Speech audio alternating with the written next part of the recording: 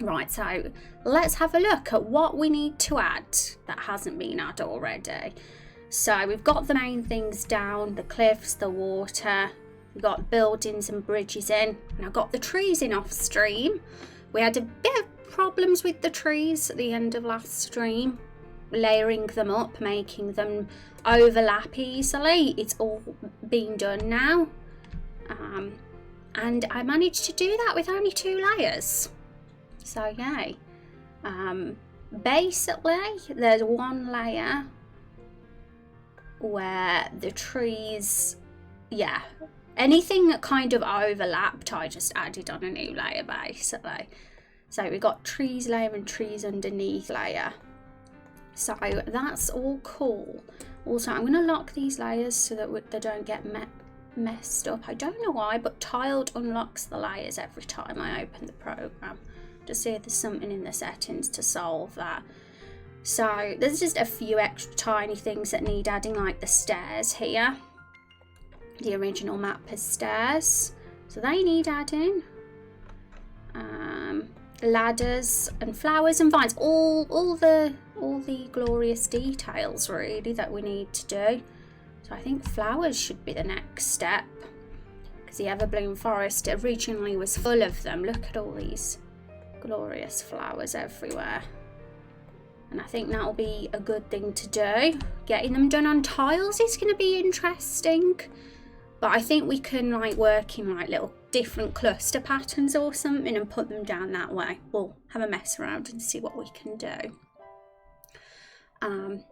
Will there be punch? Yeah, will there be punch at the party? Punch is tasty. Yeah, well, delivery people called earlier and you can't answer. And then PF, just tight time. Why can't they stick to plan? I know, right? Why can't they stick to plan like the rest of us? Just like me, I'm always on time for my stream. Kappa. Alright guys, so the original flowers that we used were actually, I believe, the default ones. I'm kind of intrigued to explore what other flowers look like in the forest, because I think we can, we don't have to use the default ones. I mean, these flowers are pretty, but we can have even prettier flowers if we want to. I'm gonna have a look and see what's on Google anyway for flower assets for us to use that artists might have made. So we'll see what each of them look like on the tiles. So right, so RPG Maker and the flowers is what I'm gonna Google.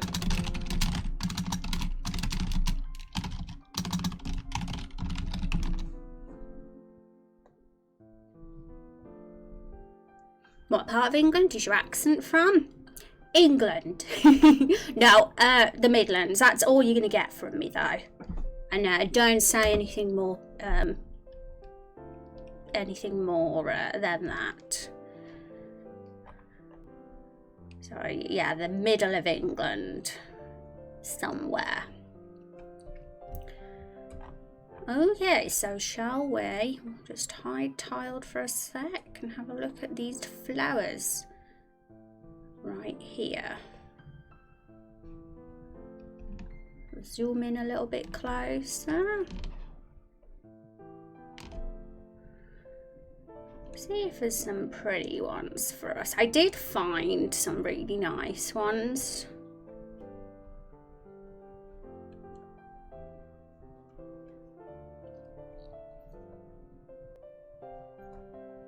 But on my mobile I found them, so I'm going to find them on here now. I'll know when I see them.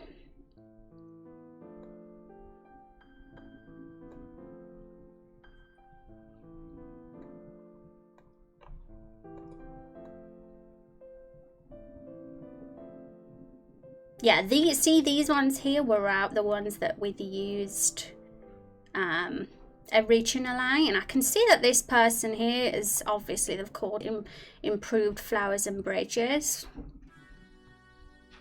And I can see that they've done the sort of thing that I'm attempting to do for the tiles. I cluster them up like this in different patterns so we don't look too repetitive. Hey Gretch, how you doing? It's lovely to see you. Hope you're having a good day, Gretch. How's your Final Fantasy marathon pilgrimage going? Well, I can take a little bit of errors, but it's just, if you're busy, you're busy, right? Yeah, I understand, Andy Cake, because it's nothing worse than waiting for something, for sure. And hi, Rod, how you doing? I'm doing all right, Rod. I'm going to install this furniture, at least I got it. Yeah, good luck with that. Hope that goes well, Andy Cake. I love how England and Scotland have some seriously funny names for some small towns, yeah? What's a funny name? What a funny name are you thinking, Oracle? I'm curious now.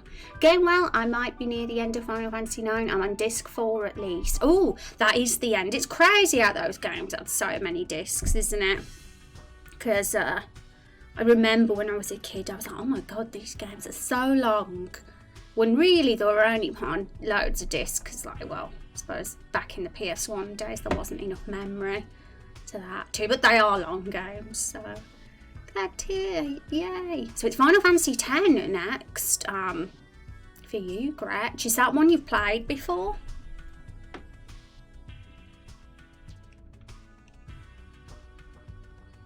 Worcestershire. Bell End. Oh, there's really a Bell End in Worcestershire. That's funny. Brest and Norfolk. See, I didn't even know this. I don't go travelling England, to be quite honest. I just stay in my room. Played 10 only once many years ago, so I don't remember anything that happened. Oh, you're in for a treat then, Gretch. 10's a really good one, in my opinion. It's just got a very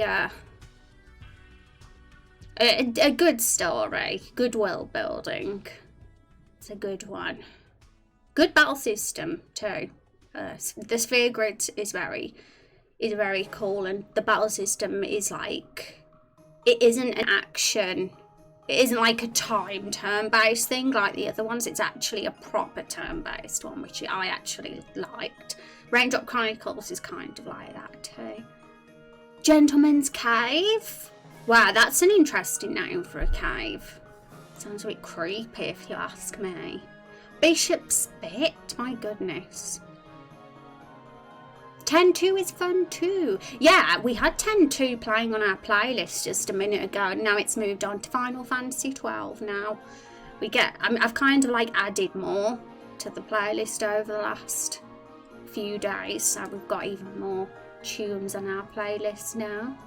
I think it's like 13 hours long now, our playlist is, so yay. I do remember really liking it, but the story will be like new. Yay! Wow. Are you going to be doing Final Fantasy 14 in the journey as well, like Rex did, including the MMOs, and 11 as well? Mr. Raider, thank you so much for that sub. 4 months, I say. My goodness, can we have some hype in chat for that sub for 4 months? Thank you very much for the support, Raider. You are a pleasure to have in the stream and in our community. So let's have some hype. Yeah. Probably the most problematic. Oh my goodness, that's a very, very naughty word that you were trying to make me say out loud, Oracle. And that one. Gonna be going, wanted to check in and make sure you were okay. Yeah, I'm all good. Apart from construction noises in the neighbourhood, but luckily it's not disturbing the stream because it's finished now. Thank goodness. Damn construction. I started streaming with 14 actually, so I'm already through most of it. I might go back and finish the remaining expansion, but I haven't decided. Yes, please. Shadowbringers is, wow, something else. So I'd like to see you do that, Gretch, but of course it's your decision. We all know how much of a time sink those MMOs can be. Hope you stay safe and have a good evening. Thank you, Rod. You too. You too, Rod. Hype. Shadowbringers is amazing. I like that the Fields Kappa always uses that frog emote. It's actually an emote I really like. So it's a cute one. Shadowbringers is amazing. Shepherd's Bottom in Dorset is good. Yeah, Shepherd's Bottom.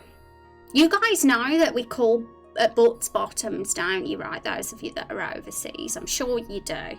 It's a British word for butt. A very polite word for butt, might I say. The loose bottom in East Sussex. LOL, that's funny. Oh, this is fun.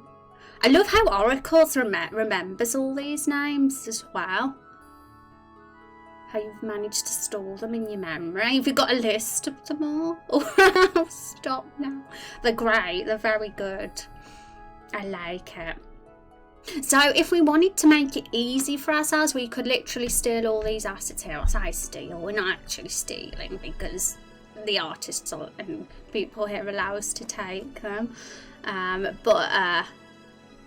I'm thinking we should do it ourselves. Find a set of flowers we like and put our own bunches together so we've got a bit of originality on our map. So those are an option, but because they're the defaults, I'm kind of thinking, because we're redoing the whole map anyway, we might as well go for some flowers that maybe are a little bit more unique in appearance rather than the default that many people probably used.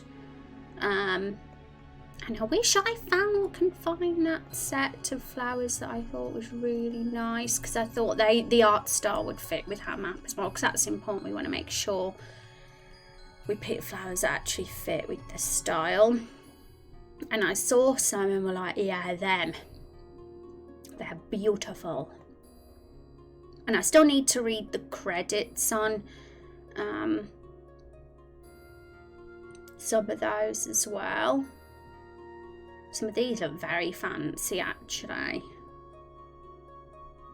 I like some of these tiles. I mean, I don't know whether these would be fitting the vines and all this for Lakefall in particular, but who knows, we could have another area in the map that has something like that going on. I mean, we've got, if we look at our map now, I mean, all these are 7 maps here that I've pieced together.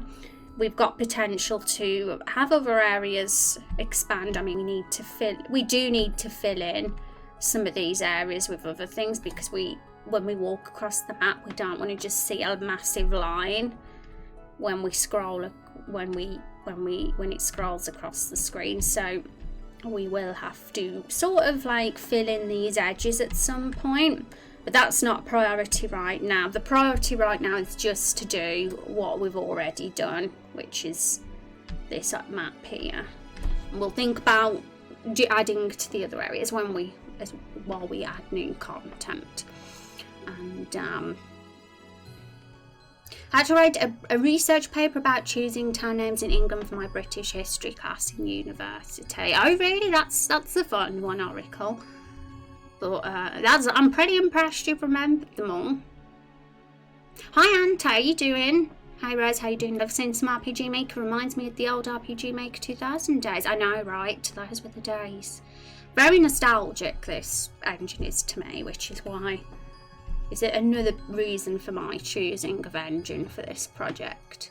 That map looks gorgeous. Yeah, I think it really does. I mean, how it looked before was very gorgeous as well, I feel. And visually, I loved it. And that's why I'm trying not to change it too much, because ultimately I thought I was very happy with it. But the reason it's being changed from this to this is mainly for, like, obviously technical reasons and gameplay reasons, because tile sets are going to just be a lot smoother, less memory, it's more seamless when we walk across the world, and easier for me to update and edit as well doing it this way. So it's taken a week for us to like get to this stage, but sometimes taking a couple of weeks out of development just to improve on something you've done is well worth it if it makes the game experience better in the long run.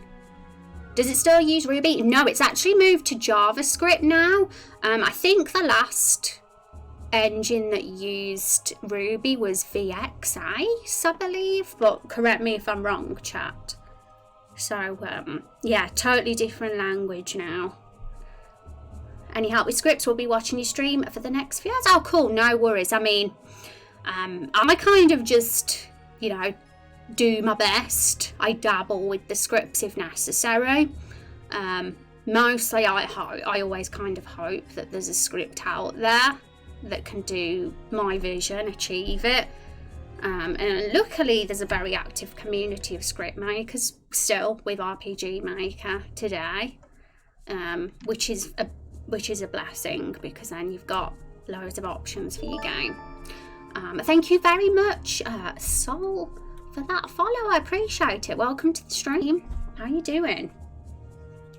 Greetings, ladies and gentlemen. Legion is here. Oh, hi Legion. Akira, how you doing?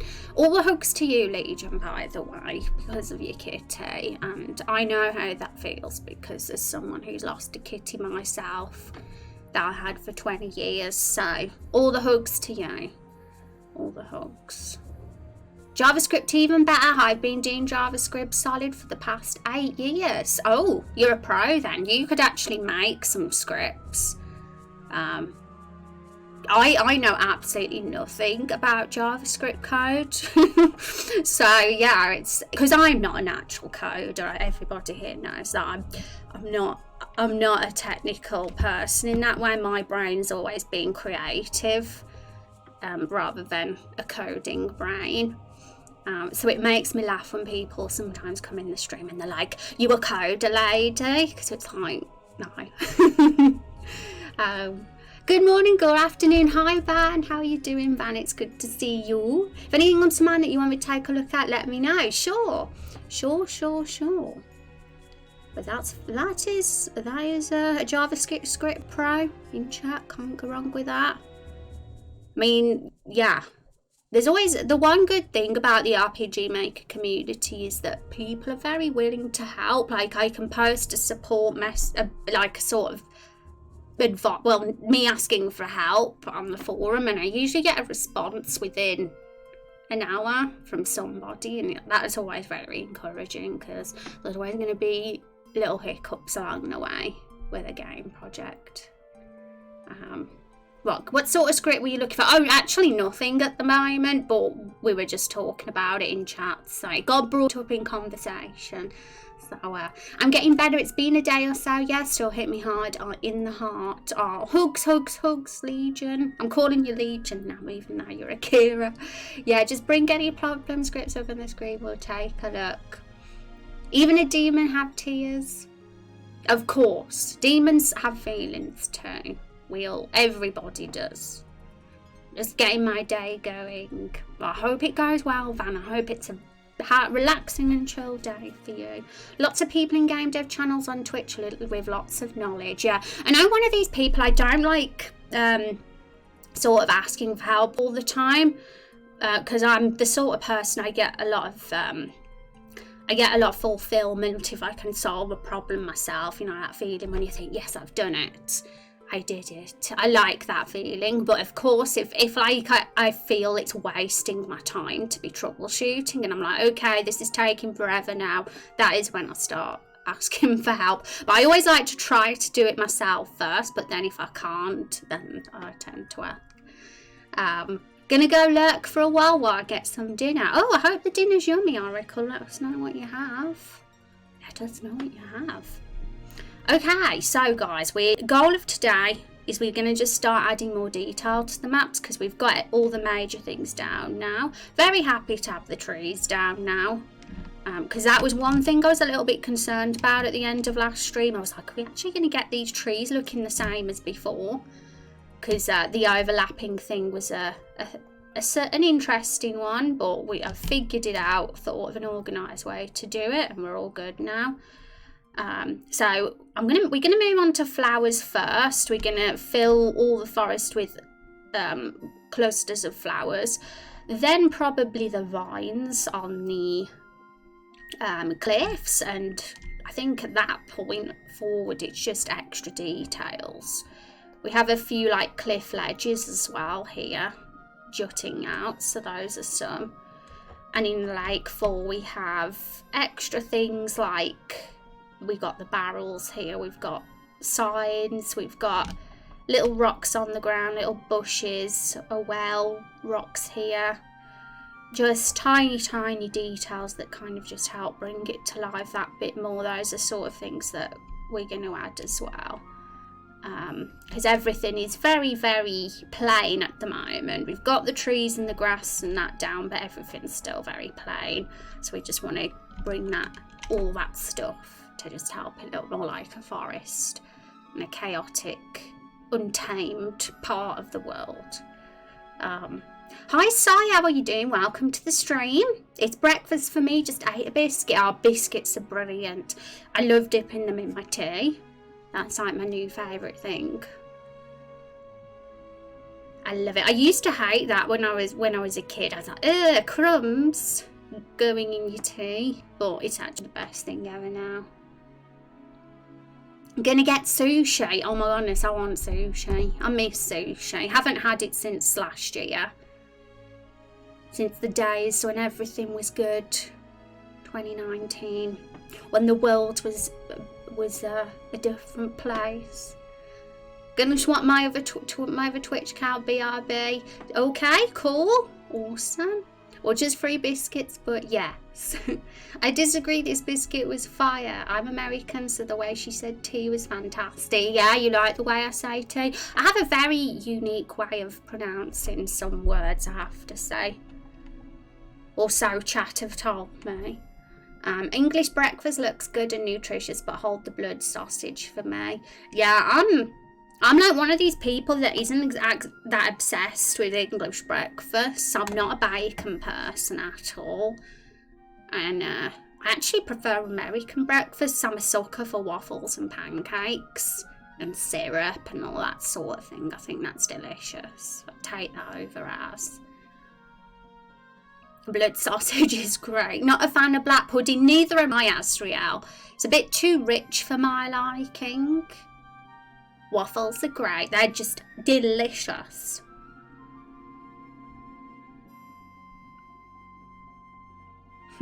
Okay guys, so I'm gonna switch back to this because I want to find the perfect flowers. I love how this tile set looks here, but not for now. We're not going to put this on any of our current maps because there's no room for it, but I'm thinking for the future this flower festival place could be pretty nice. I mean, there was talk in chat several streams ago about the story with the fruits and why they hate the NPCs humans of Lakefall so much for eating them.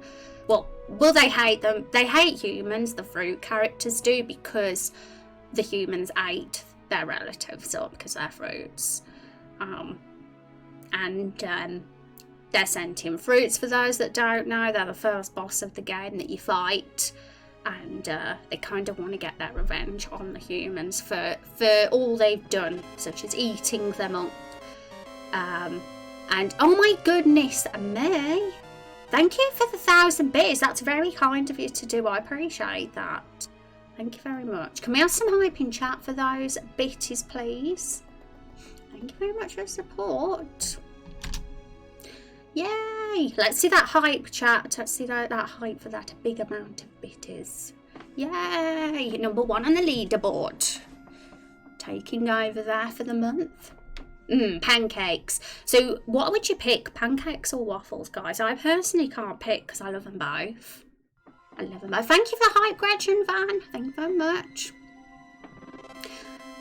Thank you for the 100 beers. Thank you for the more bitties. Appreciate that. Thank you very much. Don't know, because plants present fruits in order to spread their seeds. Okay, plants present fruits in order to spread their seeds. Interesting point, because I'm a noob. I'm a noob when it comes to plants and their way of life, so that could be interesting. So expand on that, Capman, because I want to know more. I can't pick either. Pancakes and waffles are both great. I say we have them both, pancakes and waffles.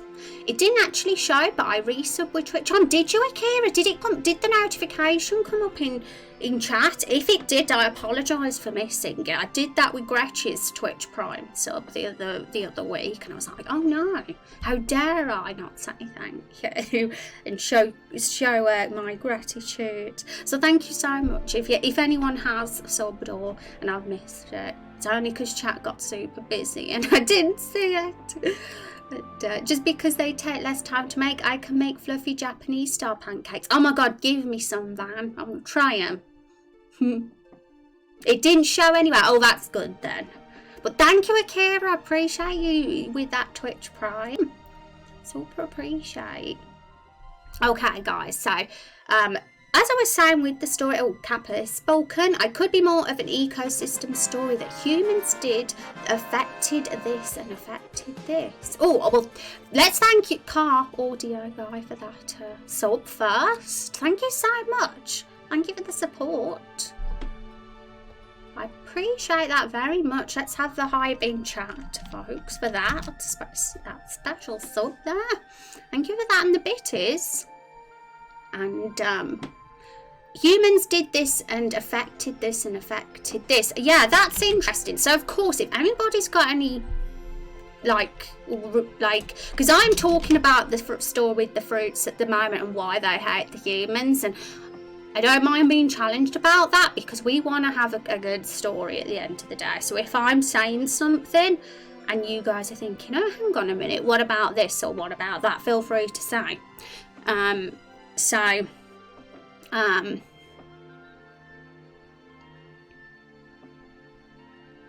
yeah, that's an interesting one. I'd like to hear more detail about that, so I properly can take that in or understand it. But so far, like, it's still very, like, underdeveloped at the moment because we've only literally just met the fruits in the game, and they're not going to be huge NPCs, but there is potential for their story to have more impact later on. So right now there's definitely room to expand on their reasons for disliking humans, but at the moment all we've like sort of revealed is their relatives, like Tomato's a brother got made into tomato juice, and he hates the humans for that reason. And I think Blueberry's mother got baked into a blueberry pie used for... So right now they're just angry that their fellow fruits have been used for such things, human greediness and food and pies and juice and all that. So seeing this tile set here kind of made me think, oh yeah, a festival. And we got, as if we go in closer, we have pies here, guys. I can't like go across because the screen is kind of not letting me, but you can see them. You can see them right at the top there. We've got pies, we've got cake, we've got tea. Oh my goodness, yes, those assets are beautiful, absolutely lovely. And I feel like somewhere along the line there could be like either a flashback, or it could even still be happening in the present day, where showing this festival somewhere on a map, and it would have these pretty vibes, and it would kind of be it would show to us as the player, this was what happened to the fruits. The fruits are being made into pies for this festival, and this is why they're angry. So that's kind of what I'm thinking right now and where things are going. But more expanding is always cool as well. Oh my goodness, guys, as I've been rambling, a lot of stuff has been happening in chat, I see. Let's catch up with chat. You're welcome, you lovely bat. Yeah, let's get the bat out. I think we need to have some hype in chat, guys. Let's see what's going on. By the way, just on my other Twitch account, yeah, I know, I remember you saying, thank you very much. You have to make the things right with different plants and animals. It expands the story. make things right with the different plants and animals. What do you mean, Kappa? Because I'm very intrigued by you saying. I just want more explanation is all. Because if we're going to implement any ideas like that, we kind of need to kind of get a full understanding of it all. But I am copying and pasting what you're saying because what I tend to like to do is anything interesting, like I think is a cool idea that someone has. I like to have it all copied and pasted so I can properly read it off stream and take it in. So it can sometimes be a lot to take in while being live, if you know what I mean. Thank you very much as well for the gift sub to Phil's Kappa, man. I appreciate that, and for the 100 bits again. Thank you very much. I've been very kind, very, very kind with all these generous donations. And hi, only kind of sorta, how are you doing? Well, this is a cool looking place. Hey, thank you for that follow, by the way. I apologise for being slow. I'm behind with chat today. So thank you for joining us, Only. Welcome to the stream. It is a cool place. We're cool here, aren't we, guys? We're nerds, we're RPG nerds, and we're making a game. It's okay to go your way, it's a fairy tale, so you don't have to go that way. Yeah, well, this is the thing. It's a fantasy story, and the glorious thing about fantasy is you can kind of make things up. You don't have to be realistic with the real world. Like you would if you was making a sci-fi novel, you know.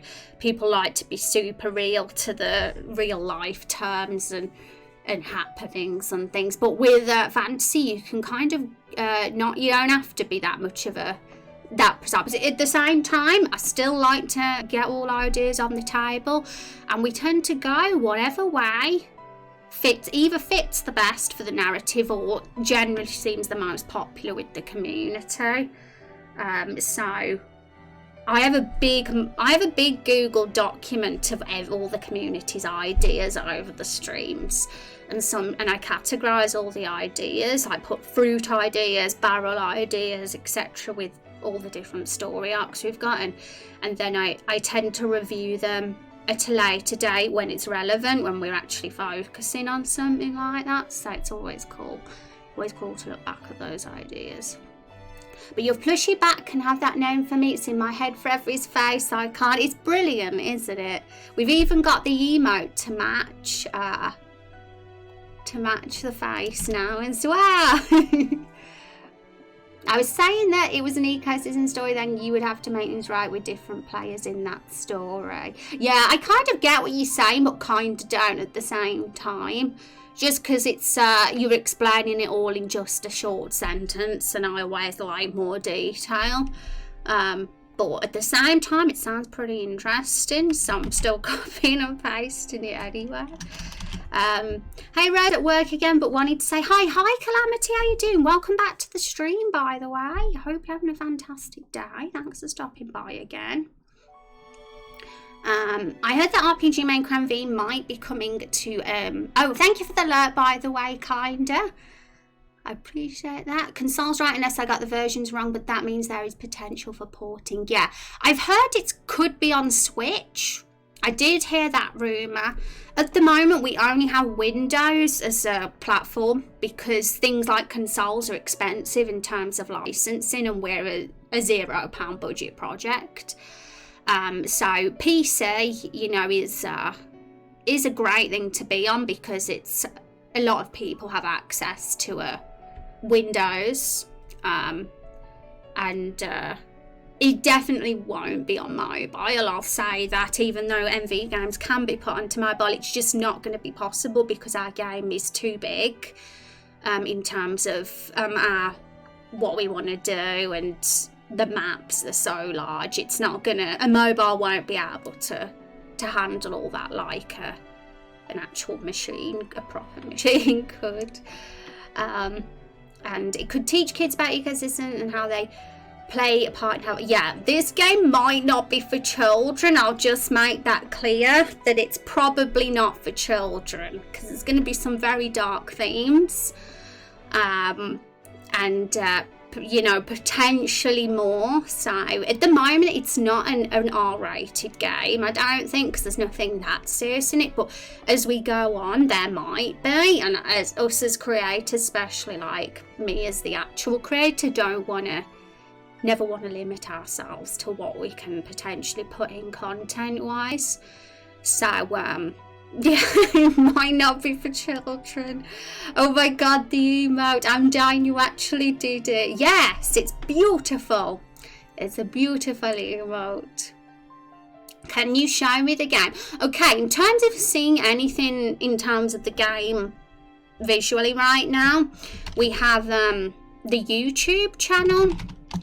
The best thing to see is the story so far.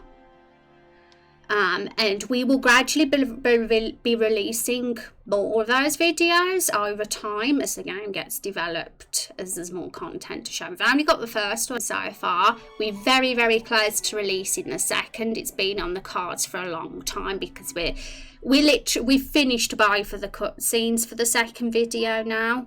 And the reason that it's kind of not been released yet is because we're working on improving and making current content better, like for example our maps, but once we will release it soon. I don't tend to put pressure on myself when it comes to deadlines, because it's the one, once you do that, yeah, you risk yourself burning out. So I try to like not punish myself for that sort of thing. We take it steady here. We take it steady. This project is no rush. There's no like oh my god, it has to be released now, it's got to be released this month or next year. There's no like, we're not a corporation. There's no like pressure. We take our time, we enjoy it, we want to make sure it's up to standard, good quality, happy with it. And I'm happy to be an old lady by the time this project gets finished, the last episode of the game. If I have to be. Might have watched that video actually. Yeah, we have like a few, the YouTube channel's a place to be in terms of seeing actual footage of the game. It's pretty empty right now, but as there'll be sneak peeks put up on there as well. We have a preview of our custom hero creator up on there as well, but the custom hero creator has actually been updated since that last video, so there'll be a new YouTube video of that as well. And yeah, there's gonna be way more uploaded in the coming months to show off the game, and eventually we'll probably have an episode 1 official trailer as well, but it's far too early to release anything of that right now. A trailer will probably be released at around the time we have a first playable build, probably. Do you do pixel art? I dabble in it, Kappa, because you kind of have to be able to do it to some degree, especially if you're going to edit the assets and even potentially create new ones. Like all the container and barrel characters you see on the website, because I'll put them at the forefront, that they're sort of 95% original characters. The only things that aren't original on them are the expressions, the mouths and the eyes, because they're from the RPG generator, so we could keep the style of the characters with the rest of the characters in the game. I remember making an old game, an RPG 2000, that was Beyblade Clone. It used cutscenes back then. Cutscenes would be really cool, yeah. Doing cutscenes is lots of fun, for sure. It's one of my favourite parts about this project. And the short talking videos, thank you, appreciate that. Need to get busy with the expressions, yeah, for sure. So I'm gonna save this somewhere so that we can return to it if we do add a sort of food festival somewhere in the Everbloom Forest.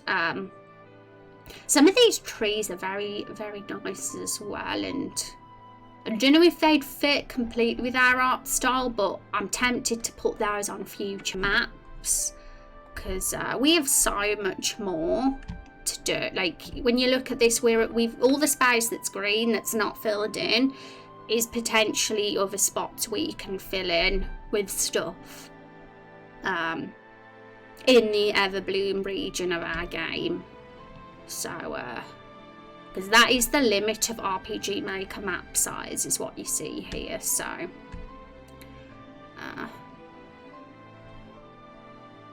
and let's have a look at a little bit, look again.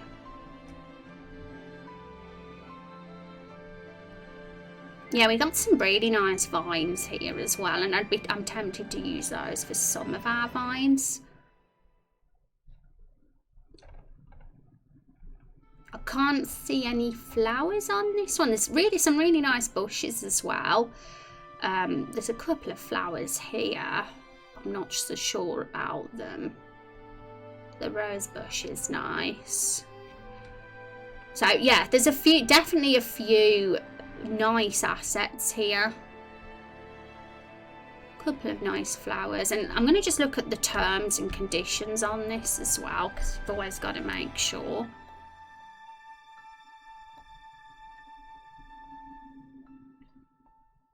Okay, so these are literally edits of the defaults. You wouldn't have even noticed because they look so different.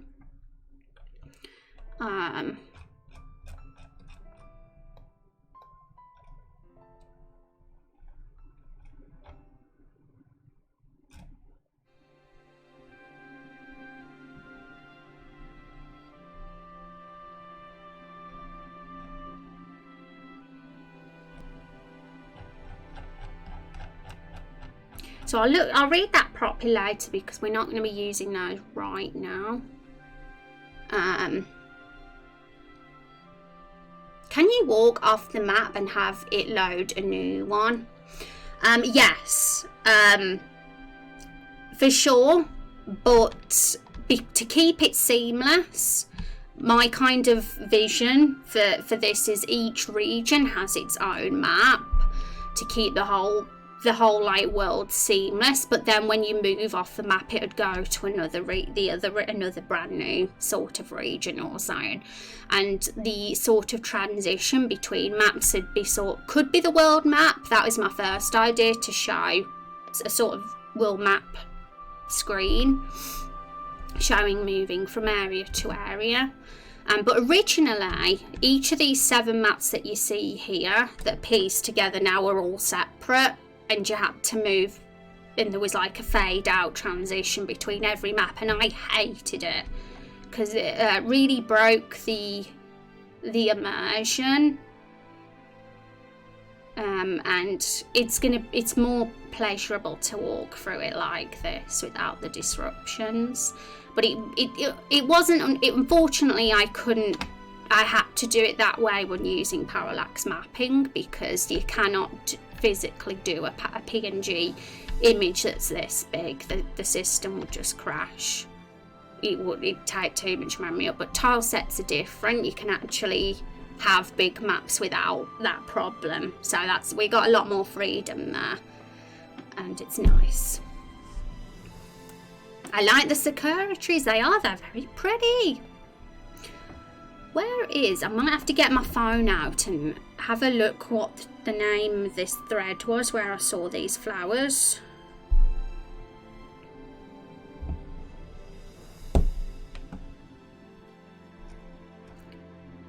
Oh, this is it. So we're gonna have to read the terms and conditions on this, because sometimes you can't always rely on resources being ones that we're free to use. So let's make sure.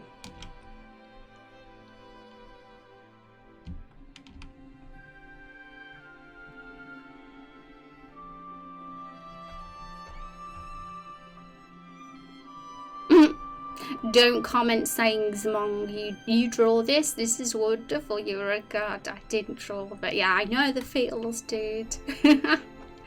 Okay. I don't need credit anymore. I don't want to get 9 for this before my haters increases. No need for credits from me, but if you insist, it's your choice. Wow, people suck. I think they get hate for being kind enough to put assets out to us. My goodness.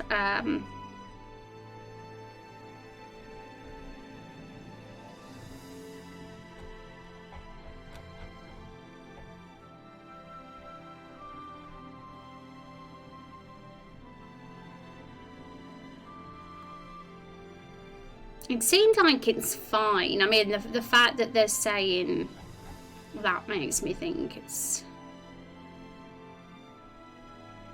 we're alright to use these. I just wish they were a bit more clear. Sometimes, like saying commercial projects or anything like that.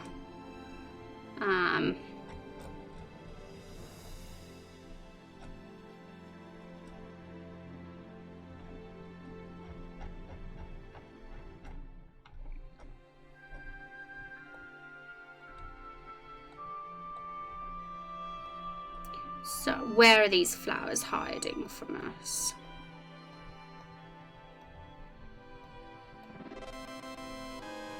Oh, thank you for another 100 bits. Thank you very much. Let's have some hype. I'm being too kind. Thank you very much for the support.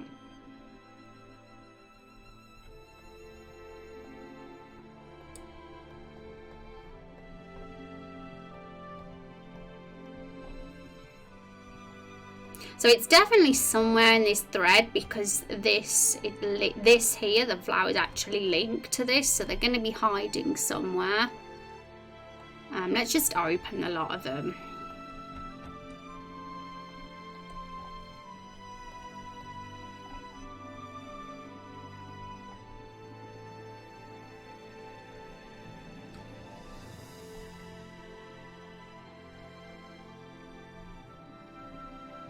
Here.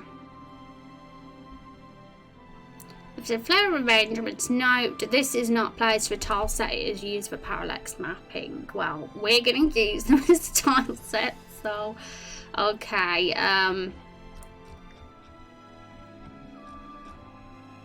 Let's open as image. So we'll save them and see what they look like. I would like to just pop them on our map just for testing before we decide to actually use them now, because I want to make sure they at least look better than the old ones. But these, I think these ones look nice, but we could potentially recolour some of them as well, so that we have different colours. Because one thing I liked about our old map was how we had so many different flower colours. As long as they all complement each other, we don't want it to look like a mishmash of mess. Okay, so I've got Photoshop open and I'm just finding the file now. Some parts are missing. Oh no, for the furniture, Andy Cake. Oh no. My first RPG was Ultima, the very first one. Oh, that was an old school one, wasn't it? My first was Final Fantasy VII. Back when it came out in 1997. I was pretty young back then. But when I played that game, I realised that RPGs were my thing. I remember as a kid jumping around in excitement when I realised that you could actually, you know, how do I explain this? When I realised there was actually a proper story to a game, because until that point I was only playing platform games like Crash Bandicoot and Rayman, and when my dad bought me Final Fantasy VII and I played it, I was like, oh my god, this is so cool. So how do you collect raindrops? Only kind of sort of good question. Does the website, can I just ask, does the website clarify that okay, or is there something I can do to explain it better? Because on the website it should say, as far as I remember, that raindrops are the stream's currency and you collect them by lurking. I think it says that, but I'm not 100% sure. There could be some important missing information, because I am looking into just adding a bit to that section in the new website update, just to clarify for more people. Just need to go read, sorry. Yeah, honestly, everything's on the website, guys, but it's okay asking questions in chat. If I'd rather you do that than not know at all, for sure, so no need to apologise. But to just put it, yeah, it's just the stream currency, and you just have to lurk in the stream is all, and you get raindrops the more you lurk, is the answer. Played the remake of FF7. I did, and I'm not personally in love with it, but I'm happy for anyone that did like it, because there's a lot of people out there that really enjoyed it, and that's really nice, because you want at least someone to get enjoyment out of the game. They changed the story too much for me, turned it too much into Kingdom Hearts, but there was a lot of redeeming things about it as well. I appreciated some of the things they did. I really liked the direction the characters looked, the character models and art. The voice acting was good as well, and the general characterization was a real improvement, and it looked very pretty as well. Okay, so what was I talking about? Oh, you deserve it. Almost 200 videos making a game. That's hard work. Yeah, tell me about it. I had someone comment on one of my YouTube videos once being like, how do you do it? Your willpower is made out of diamond. And I was thinking, my God, dude, this is video 130 or something. I'm going to be doing this till the thousands. So imagine what he says about my willpower then when I get to stream 1,000. Okay, so where is the flowers? Here they are. I apologise for the boring blank screen, folks. That's there. Okay, now here we go. We've got it now. Right, so the original flowers looked like, well, I don't have those on a tile anywhere because we just stuck them on the parallax map, but we'll be able to compare the two when we put these into TileD and plop them onto the map, because I'm going to see how they look. And personally, I like them all. I think they all look very nice, but I don't know about the colours completely. We might give them a recolour, but before we do any recolouring and get committed to these, I want to make sure that they look okay on our map. And these tiles are a little bit more unique, that they're not in everybody else's RPG Maker game like the other flowers we use. So I'll be glad to switch to these ones. Okay, so let's think how we're going to do this. What size is this tile set to start off with? It's pretty small. I'm going to make it into a larger size.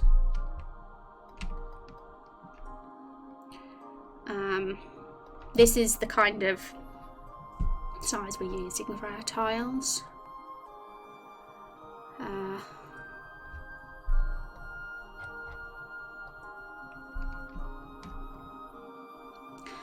And if we are going to use these flowers, I'm going to do different clusters so they don't all look the same, for sure.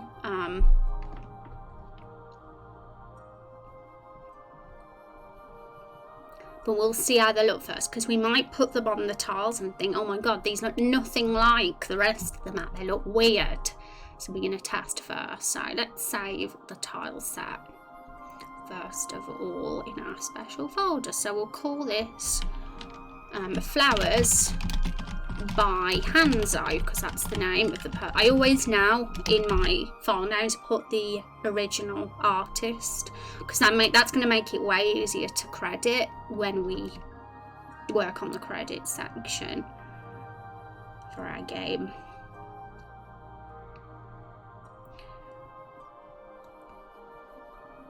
Those flowers are pretty. I think so too. I think they're much nicer looking than the ones that we're using for the map at the moment. So I'm very looking forward to testing them out now and seeing how they look. So let's go back in TileD.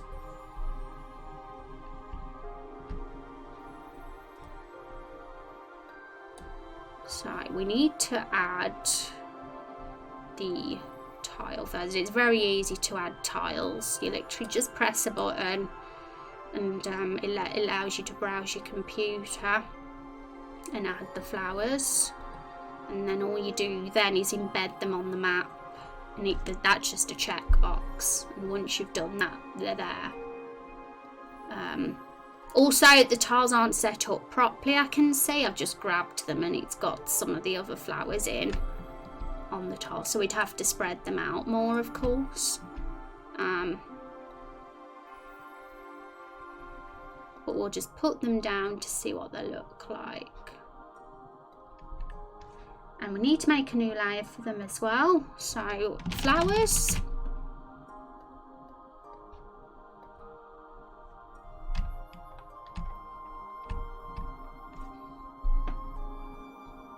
Now let's put the other two there as well.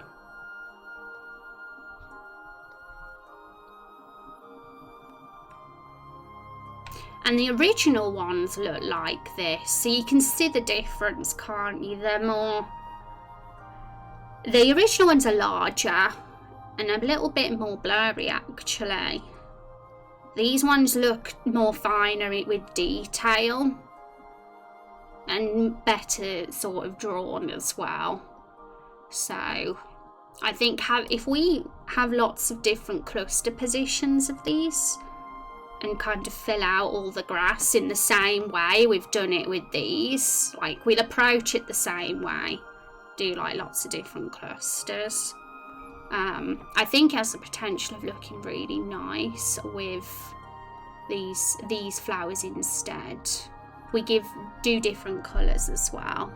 Hi Mia, how you doing? It's good to see you. I hope you're having a wonderful day. How did your anniversary stream go? I'm getting excited now. How did it go? Because I was lurking for the first part and then I realised it was getting late and I think you were still streaming even when I went to bed, and that's saying something for me because I'm a massive night owl. So I hope you're not too tired now. Mia had her anniversary... Well, 4-year anniversary Twitch stream yesterday, guys, and it was very hype. So you missed out if you weren't there. I'll tell you that. Tell us what you got up to. Oh, I played Ultima 4 Fun Games. I feel like I missed out not playing that one. Was that on PC, guys? Because I did grow up with a Windows 95 machine. That was like... I was very young when I got access to computers. I was very lucky that my dad was a bit of a nerd for computers and video game consoles. I mean, we didn't have like anything super retro. Literally a PS1 and not Windows 95 PC was the first thing I ever had, which is still good for me as a child who lived through the 90s. So I definitely missed out on Ultima, but yeah, I wouldn't have even known it existed because I was baby. I was a little baby, so I didn't know. Cat goal, you got the cat goal. You're getting the cat. That's amazing. When are you going to be getting the cat? I want to know this. Can't wait to see Cat Cam. I played it on Commodore 64. I think you guys are probably a little bit older than me, aren't you, though, Van and Kappa, so I blame I blame being born a little bit late for why I might have missed out on some cool consoles and games. Fall guys, is so much fun. We did that Dead by Daylight of Warframe. Oh, cool, yeah, Fall Guys, that game's just exploded, hasn't it? It's everywhere. Like the last couple of days I've just opened Twitter and it's just everywhere all over my timeline. And I'm like, where's this come from, this game? It just exploded, but it looks super cute. I really like how the characters can be dressed up and stuff. I think that's really cute. I play Fortnite with my son every night, yeah? Gotta get your kids into video games. It's very important. Dunno yet. But I can't wait, Mia, for your Kit Kat. I'm gonna be looking out for it, looking out for those pickies and cat cam. Gotta find an indoor. Yes, always an indoor cat. Always gotta get one of those cuters. Not one of those outdoor rascals that don't know how. Because my sister's got 2 cats. She's got an indoor one and an outdoor cat. It was just chance. She got them off the street, you see, and adopted them. because the original owners just didn't look after them properly. They didn't care, so my sister took the cats in, and one of them ended up being the most adorable, affectionate indoor cat creature ever, absolutely loving. The other one just hates human attention and always is outside, so they're complete opposites. But I like the indoor one. He loves Minecraft and Fortnite. We have our own Minecraft server. Oh, that's awesome. Yeah, I'd be very happy then that he likes the video games. I don't know what I'd have done if I wasn't brought up on video games, I have to say. Life would have been very weird. Okay guys, so I'm very fond of these new flowers that we're going to go for our map, and I'm just imagining them, the map being full with them and it being potentially quite pretty, but we'd have to of course make sure that the clusters look nice and stuff, and that's going to be a challenge to do on tiles with flowers like this, but we'll do it, we'll pull it off. So we're just thinking of colours now. The original map had white, a sort of lilac, yellow and red, and I don't even, yeah, was there a reason why I picked those colours? I'm not sure. White's always good because it's neutral, and the red and the blue, yellow and red are very contrasting colour as well, so that's nice. Yeah, we want to be careful with our colour choice because we don't want it to look like complete disaster and the colour scheme's not complement. So we might stick with the colours that we used before. I don't know, it's an interesting one, all these decisions, these aesthetics. I could spend forever deciding, you know, but let's go back into Photoshop. I live too close to the main road, unfortunately. Oh yeah, I don't want to risk an outdoor cat because of that reason. Yeah, I'd be a nervous wreck if that was me, like if I had a cat and but yeah, our 20-year-old cat that we had, she was an indoor cat too, and she never went outside. She was scared of the outside, and that suited us fine. And it's a lot more nicer having an indoor one. I thought I was a gamer, but when people talk about popular games throughout history, I haven't played them. I'm kind of picky. Oh, like what popular games, Kappa? And I'm the same. I'm quite selective. Like I'm only really into RPGs, to be quite honest, or something that has a narrative. I don't mind sandbox games either if they're fun and they keep me interested, as long as there's something to do in them. But at the same time, sandbox games, in the end, I start feeling like, what do I do now? So it all depends on the game. Dover, thank you so much for that follow. I appreciate it. Welcome to the stream. How are you doing? Good to meet you. I've still got our bat here, by the way. Let's put him down. I can't wait to see your cutie pie kitty. Have you got any preferences to the colour of the cat you want, Mia, or anything like that, or are you happy to have any? I'm so excited for you. And I'm so happy you reached that goal as well. Right, so how are we going to do this? Because I don't want our map to look completely... I don't want it to look overloaded with flowers. There's a fine balance here. We want it to definitely look full and like it's got plenty here, just like it has here. But yes, let's think of colours then. So we're going to have a mess around for a bit, and once we've done that, once we've messed around with colours, we'll organise the clusters and start putting them on the map. Is there any particular bunch of flowers here that you guys like the most? I'm curious, because they all look... Yeah, I think we can use all of them. They all look like they're part of the same art style. so we don't have to necessarily abandon any of them.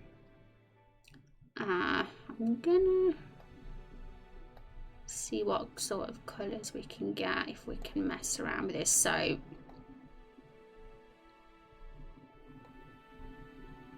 we can get white flowers that way. Actually, I like these as white rather than blue.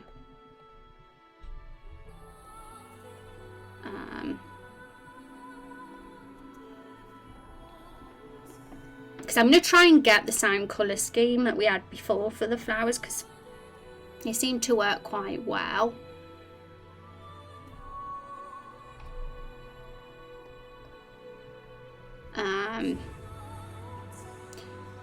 There was a reason we didn't go for purple. I think it kind of looked odd against the greens. Like, purple's a very non-natural colour. But a lilac-y purple can look nice in a forest, I think. I just remember we had purple flowers and then I got rid of them for some reason because I thought it looked a bit too much. Short-haired black cat or maybe an orange tabby or something. Both adorable. Orange tabbies are like little lions and they're really sweet. And black cats as well. My 20-year-old cat was a black cat, so I'm very fond of them for that reason. I like building games which doing this or sandbox MMO, basically like big interactive worlds. Oh, you like the sandbox ones? Yeah, which one's your favourite then? Minecraft is a lot of people's. Understandably so. I never really got addicted to it, but I can appreciate why people like it. Fantasia, thank you so much for the host. I hope you're doing well. Thank you very much for stopping by. I hope you're having a wonderful day. Rip. Bat rip. Okay, so other colours.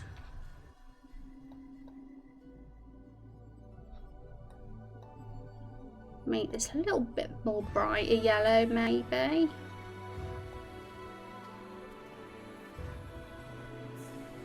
I don't want to change the colour of the leaves though. Yeah, all these leaves are sort of different colours, so I'm going to see if we can get them the same just for consistency. Now we've been redoing the map as well. I've been a lot more careful that things match better, like the wood on the trees actually, the bark of the trees actually matches with the bridges and buildings better now.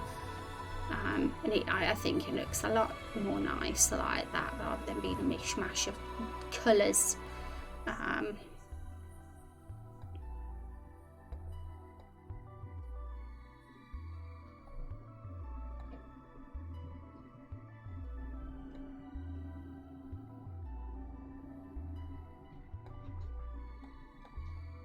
So I think that's a bit closer to that colour now.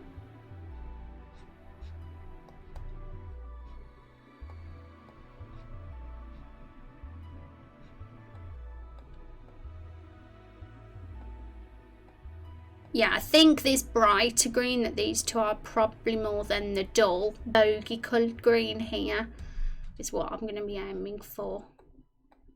I think it'll look better and complement the scene better.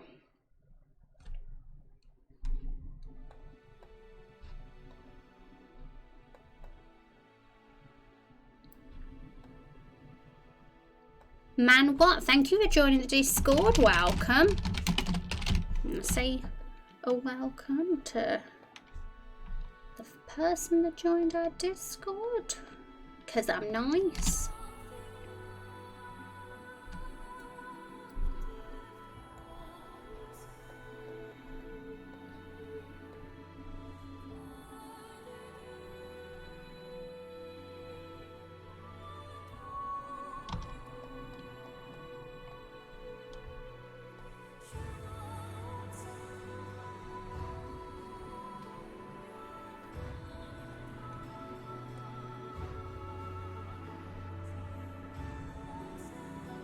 The thing is, me trying to make the flower more bright yellow is making the leaves go back to that colour too, because green and yellow are very close. So I might need to get a magic wand out actually to avoid that from happening if we can. I only grab these. But I'm super pleased that we're actually on to the flowers already. And you can see by the end of the week, perhaps Friday stream will be coming towards finishing the map, but we'll also have to do the region sort of restrictions as well, which could be time consuming. Thank you for the more bitters, that's very kind. You are being very generous today. I appreciate that. Appreciate support. Let's have some hype in chat for those bitters. That's the last bit of bits I have. Well, thank you for giving them all to me. I appreciate that. It's always nice to get some love. I appreciate that. Okay.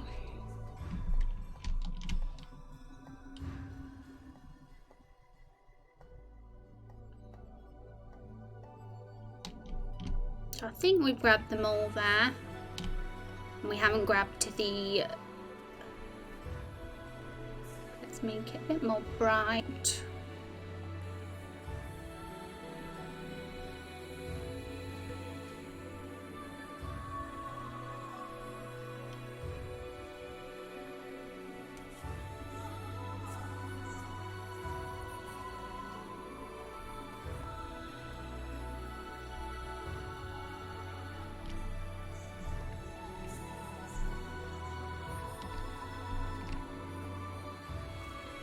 I see that those ones have changed colour now. Must have been through messing with the thing. I should have probably split them into different layers, but it's all good. We can just open them up again in a new Photoshop file because we've got them saved somewhere. To get them back to how they should be. Is her frog your favourite animal, Kappa? Because you always use those frog emotes. Not complaining at all. I love those emotes. But I'm curious now. That you love the frogs. Frogs are great. I think they're underrated animals. They amuse me the most. Yeah, they are quite amusing. That's for sure. I like them. We need an emote like that on our channel one day, like the bat as that, or one of the barrels even.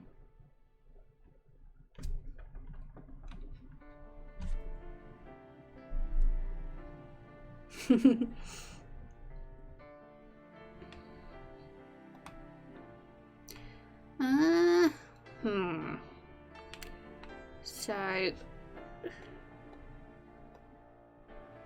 why have they gone back to that again? I'm sure we made them brighter than that.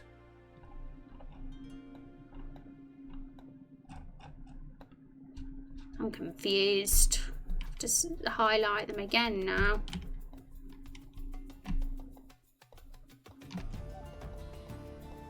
This happens. I always end up thinking, hang on, where was I? Why has this done this? Because it's always the challenge of doing something creative while streaming. Multitasking. It's a very hard thing. This channel brings me so much joy. I'm so glad you're passionate. Oh, thank you, mate. That means an awful lot to me. I'm glad it brings you joy. I want this to be a nice, chill place for people to relax in. At the start or the end of their day, depending on what part of the world you're from, and enjoy being inspired by creativity, and also get involved in this as well, and feel free to contribute as we do it. And I have to, all my life I've always had to do something creative, and in the past nothing's ever sort of come off it because life gets in the way. But this time, no, it's my first real attempt of actually getting something done rather than doing something and then not finishing it. Hi Neville, how are you doing? It's good to see you. I hope you're having a wonderful day. I like the animated ones even more. Yeah, they're cute frogs. I say, yeah, keep using them in this channel. I want to see them. I want to see those frog emotes. So we're going to have to do this again, because for some reason I went back to a weird beige colour instead of yellow.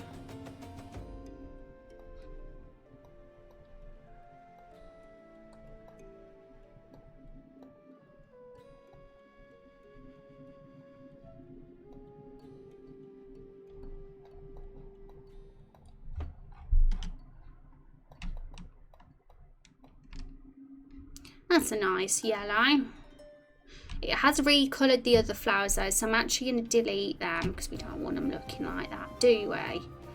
And we'll bring them back. We'll open the file again and get those ones back. I'm actually going to move these up there. I want to make sure the leaves are the same colour.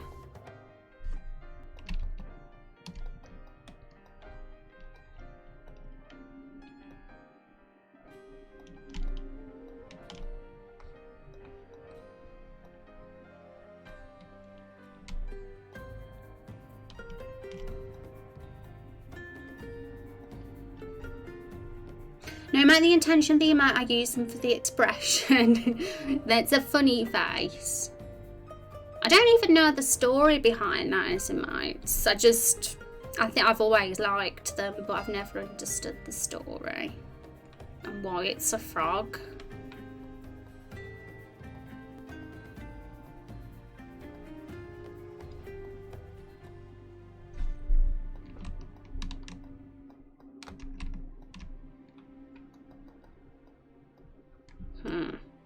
So yeah, I really want the leaves on this one to be as close as the leaf colour to that one as possible, because it's very important to me now we're putting time into redoing this map to really make it look wow compared to what it was. So it's look a little bit brighter, just a touch. So I'm just gonna... Looks a bit bogey green there. That's getting a little bit closer. Okay, maybe that's more like it. So that was how it was before, and that's how it is now. I think that's a bit better. Because that green is pretty close to the leaves on the trees, I believe. So the good thing about doing tiles though is that we can you know, easily make edits and changes to the root tile set, and then everything else will automatically update if we ever do see something wrong with the map. And we're like, oh, that's not right, and then we can just edit the tile. But the big massive drawback with the parallax map is it was just very hard to edit. Once you edited one thing and spotted something wrong with it, it meant you had to edit the rest of it too, and it's just a right pain in the butt. At the time, parallax mapping felt like revolutionary and like the best decision to go. And I think that was like around stream 20. It was the very early days when we started the parallax mapping. And at the time, it was like, oh wow, we can do maps with so much detail on them. These are so much better than tile sets, which limited us in the layers that we could have. And that was the attitude back then. And I still kind of agree with that to a certain extent, but TileD, this program, has proved that you can still do 2 tile sets and make them detailed. You learn, you know, you'll always be finding out new things and learning when doing projects and changing your mind. Reckon you will ever do a tutorial series on YouTube for RPG Maker? Oh, funnily enough, that's a good question, because I used to have a tutorial on there about the character creator I did, because in Raindrop Chronicles we have a custom hero creator right at the start. I actually did it myself with a bunch of conditional branches and variables. It was pretty easy for me to do that. There's not really much code at all behind that custom character creator. It's literally all just variables and conditional statements.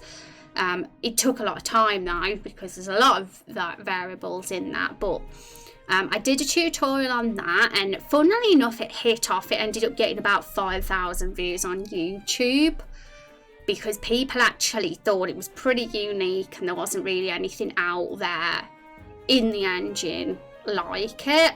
So that's why it hit it off.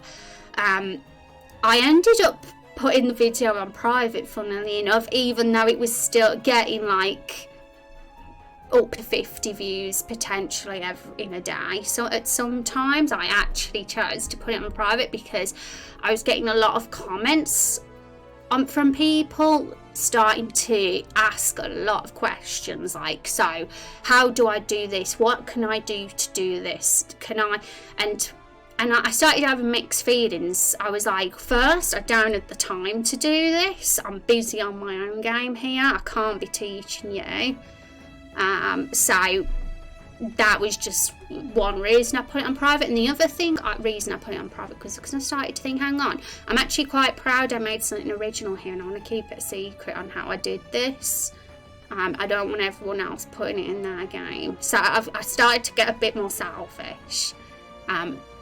And that's why. I won't be doing tutorial, the short answer to that question, simply for time reasons, because I want to put effort into the development of this and making this as good as possible, rather than get sidetracked with other side projects. Because as soon as I start doing tutorials, then there's less energy I'm putting into the actual this game. My energy is going more into helping other people rather than making a product and a game and a story. Then, hi Mr. Poops, how are you doing? I like your name. How are you doing? Welcome to the stream. Be an easy way to grow a channel, especially if it hits the consoles. Yeah, and that's kind of the thing, isn't it? Like I said, my tutorial video was getting a decent amount of views, way more views than any other videos on my channel. It was getting thousands. It had like 5,000 views, and it was consistently growing in views as well. So some people might think I'm silly for doing that. They think, well, why would you put a video on private that was growing your channel? Why would you do that? What, you're preventing your own growth. And it just, I guess it's more that I kind of don't want to be seen as a teacher. So I don't want people to come to my channel and subscribe to me thinking, oh, this is a person that's going to help me learn how to do stuff, because I've stopped wanting to be that kind of creator. I also wouldn't want people coming to the channel saying, Rose, how do you do this? Rose, how do you do that? Because I'm not doing this to teach people, if that makes sense. I'm doing it to make my own thing. It is a very selfish thing, what I'm doing here. It's for selfish reasons. I want to create my own thing and be like, yeah, I've done this. This is me. I've done this. This is what with my community who helped as well, of course. But I don't want to help other people. I want to do something for me. So yeah, I'm sacrificing growth for that. But I want to stick to my values as well, and kind of see it as the people that do subscribe to me and view my videos now, even though there is a lot less people, they actually know what I'm doing and what I am more, and I know that they're more of a loyal viewer. They're not just subscribing on YouTube just to get there to learn something off me, if that makes any sense. Metal, thank you so much for the follow. And hi Nungi, how are you doing? Good evening to you too. I hope you have a wonderful evening, Nungi, from the other side of the globe. Nungi is. It's dark where Nungi is at the moment, I believe. It's bedtime. Hi Vagabond, how are you doing? Is this an art program? Doesn't look like RPG Maker. No, it isn't, Vagabond. This is actually TileD. It's a completely separate program from our RPG Maker, and we use it to make our tile sets now, our maps. This is going to be the program we make our maps in. This was a decision we only made a week ago. It's very new to the stream. We took our mapping in a brand new direction from now on, and this was a decision I made to help benefit the project a bit more for a number of reasons. A few of the things we were working on before scene-wise and story-wise have been put to a little bit of a halt at the moment while we get the maps redone, and it's gonna be good because they're gonna look a little bit better, and it's also gonna work better and allow us a lot more, just a better game experience overall doing it that way. And how about Rose? How are you doing?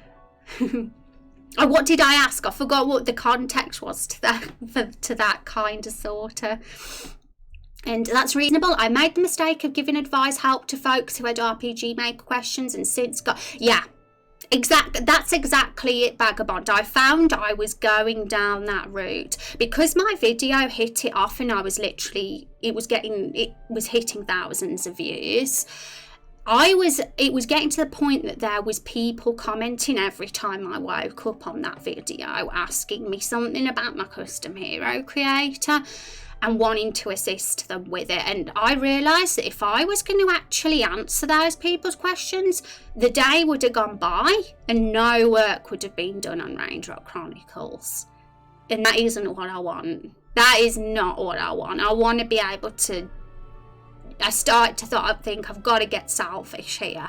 I have to stop helping people and do my project. And from that point forward, I was like, no more tutorials. Anything that gets uploaded now will be something to do with Raindrop Chronicles, whether it's the development streams we do, story so far, sneak peeks, lore video, or, you know, anything like... It's going to become the Raindrop Chronicles channel. So yeah, that's going to sort of not be as appealing to the masses because people usually subscribe to what can help them and what can benefit them, and that's why my tutorial video did so well, because people were getting benefit from it.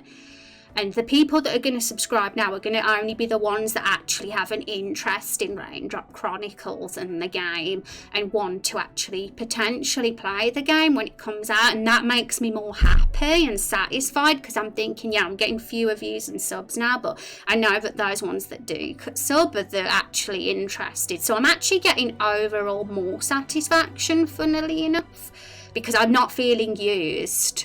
So yeah. Ultimately that, and I can completely focus on Raindrop Chronicles now without thinking I'm gonna be helping a bunch of people, because the fact is you gotta kind of learn how to do stuff yourself as well. It wasn't even hard to do the custom hero creator. It's just variables and conditional statements. All it does is take time to create. It took me about a month to make before I even begun the project. But yeah, and I kind of like that it's a secret now how it was made as well, because it means we're gonna have something more unique in Raindrop Chronicles. It's a big secret how it was turned into a custom hero creator. It's a little annoying when you're trying to get work done, but it's also nice knowing that I can help them. Yeah, it depends what sort of creator you are. Some people get their joy from helping others, and that's great. They want to do that. That's their thing. I'm more selfish. I'm a little bit more of a selfish creator. I actually made a real talk video called "Saying No to People," and the sort of reason I made that video was largely based on what we're talking about now, funnily enough. And the Real Talk series is on YouTube as well. And the Saying No to People was the first one I made. And I kind of make them very sporadically, those videos. Now, like once a month or once every 2 months. Hi Sympathy, how are you doing? It's good to see you. I hope you're having a good day. Have you decided to use MV, or have you considered using MZ since it's out in 2 weeks? Yeah, 99% chance that we're sticking with MV because there's a lot of plugins I'm attached to that are solely for MV only. I know that there's a lot, particularly Yanfly ones, that are going to get converted onto MZ as well. But there's also ones that aren't going to be on MZ that are very very vital to the Raindrop Chronicles gameplay and project and vision. And if we did switch to MZ, we would no longer be able to use some of those, and that would be very sad we'd have to say goodbye to our skill tree system, our unique battle UI, and potentially numerous other things too. And I don't believe TileD even works in MZ. So this app we're using here to have fancy layered tiles, which is absolute a godsend to me. This, we wouldn't be able to, we'd have to throw that away too for simpler tile sets. So yeah, in my opinion, MZ is still very early and it's very young still, and there's potential for some really good plugins to come out over the months and years. And who knows, maybe the creator of this tile plugin will eventually port it to MZ2. But we don't know at this stage. We cannot rely on people doing that. It might not be until a number of years they do that. So I'm not prepared to move engine for a simpler game, if that makes sense. So we're sticking to MV. And you're a trickle with 6 raindrops. I believe in you. I think you're going to get loads. You're going to get loads of raindrops. I don't think it's selfish. Yeah. Well, selfish, when I say selfish, I think selfish can be a good thing. Where selfish has a lot of negative connotations to that word. They think, oh, selfish. But it's okay to be a bit selfish. You know, we all need to be to get on in life and to have our own happiness. So when I say, yeah, I'm selfish, I actually mean it in a good way as well sometimes. Like, of course, we don't want to be a completely selfish human being where we don't consider others at all and we're just a narcissist. We don't want that. But it's okay to have a little bit of selfishness in us. No shame in that. And we did a whole game jam series to help our community learn how to make games in RM. Gave a bunch of our custom scripts assets to help. It was a great effort, but the payoff was huge. Yeah, and that's wonderful too. Like, I think people like that are the best, and if it wasn't for people like that, I myself wouldn't have as many assets to use for Raindrop Chronicles. I'd have to create them from scratch, and that would double, triple the development time if I had to do that. So I'm very grateful to those people that have given out assets, and yes. For sure. I want to make progress on your project. Yeah. And we got a new game coming to Steam this month thanks to it. Oh yay. GG. What's it called? I'll have a little browse on Steam for it at some point. I hear you not wanting to change. I started working in VXA long ago and wound up having to stick to it until just this year. Yeah, and there's nothing wrong, in my opinion, with sticking with the old engines. Like, why would you have to move to the new one? I think you got to be careful, in my opinion, because there'll always be a new RPG maker. There'll always be a new one coming out. In another few years, there'll be a new one once again. And I'll still be doing Raindrop Chronicles when the next one comes out. And does that mean I'm going to switch to that one then? No, because I'll be too deep into the project. So, I suppose the engine doesn't get updated anymore once a new one comes out. But if you're already happy with the plugins and how it all works anyway, is that a big deal? If everything's already there and working fine. The new game coming to Steam's called Karen, an outrage simulator. That sounds really fun. An outrage simulator. I'm intrigued. Selfishness is the key to survival and growth. Yeah, exactly. Excellent way to sum it up. Kinda, sorta. I'm still trying to think, should I call you only? Or kinda or sorta? Although I'll be streaming some more dev of it later today. Oh, cool. So it's still private, so I'm not going to find it if you go searching anyway. I'll keep an eye out at some point now anyway. See if it appears. Or you can just post it in our Creative Work channel on Discord when it comes up. And I'll see it that way as well. That's always an option. Right, so where were we with these colours? So we've done a white, we've done a yellow. Shall we have a red one now? These ones might look nice in red.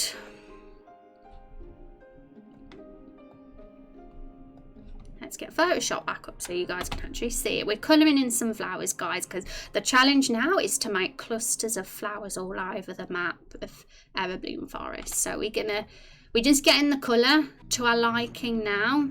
And then we'll like sort of make tile sets with different cluster patterns and put them on our map. Discord. Oh, why don't we have a Discord command? I must have accidentally turned it off on our bot.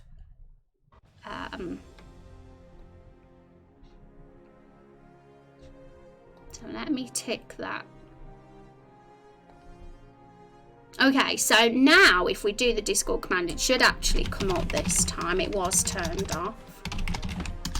So there we go. Hopefully that works. I've been nicknamed a few things. One of my favourite streamers took to just calling me Oaks. Some say Sorter. Oh really? Yeah. Cause yeah, I'll call you Sorter as well. Then I like that one. Because if I call you Only, it's more general, isn't it? Only. But Sorter feels like an actual name, so I'll call you that. Look at that cute animal. All the cute animal emotes. I like the derpy face. I'm particularly drawn to derpy emote faces. And that's a funny one as well. Guys, you have a very good collection of emotes, I have to say. I like them. Okay, so looking a little bit magenta at the moment, these flowers are. Nothing wrong with that, but I kind of want to at least... I want our Everbloom Forest to resemble the same colour scheme that it had on the original map. So, why isn't... So I want to change them so they're a little bit more red in tone. These ones are struggling to change colour, it seems. Oh, here we go. We've done it now.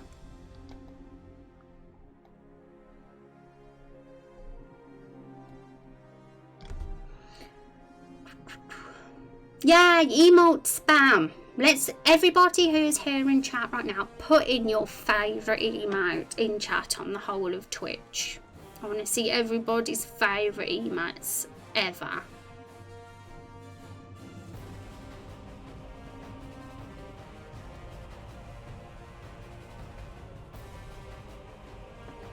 Fantasia like the panda.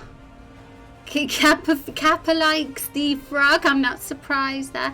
Sympathy, is that a hamster? That's adorable.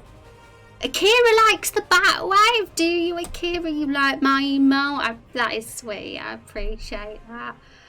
Oh, these are really cute, guys. Thank you for sharing your emotes. They're very cute.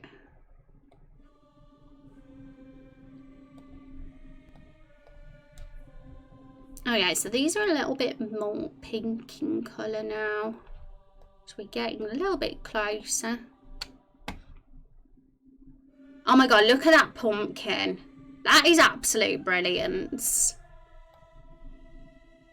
And you know, I of course I'd say that because Raindrop Chronicles is a game full of sentient objects and fruits and vegetables and all that, so of course I'm gonna love a living pumpkin with a face on it.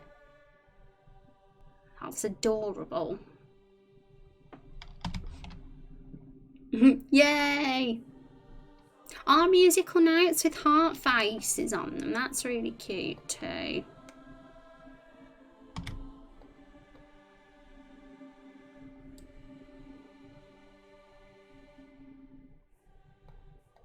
Okay, so we're getting that. I mean, these are the colours I'm going for at the moment because these are the closest ones that resemble the colours that we had before. But if I ever change my mind and I'm like, actually, I don't want it to be that colour anymore when I put them down, it's very easy to just edit the tile set and then it update everything. So, but for now, we'll have it like this.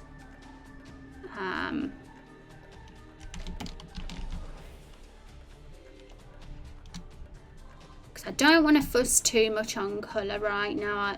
During this stream, I'd really like to start getting the flowers down on the field for us to see. I think that'll be fun to do and awesome to see.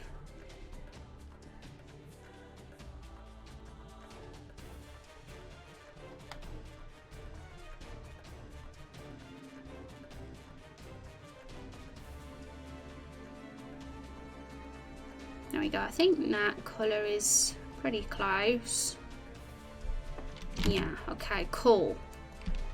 So we did have some other flowers on the file that I deleted because the colours turned manky. So I'm going to just save this as a different one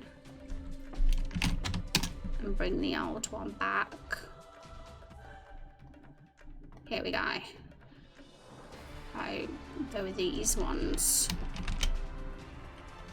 And we're going to use them all because they're all very pretty. And there's lots of different glitter patterns out there that we can potentially use. What has happened to these two? That I feel like those shouldn't be that colour. Let's have a look at the original. Oh no, maybe there were. Yeah, that must just be the look that they're supposed to have. Interesting. And Keaton, thank you for joining the Discord. Your Vagabond dog on Twitch. Yay! Let's welcome Vagabond, aka Keaton, into the Discord.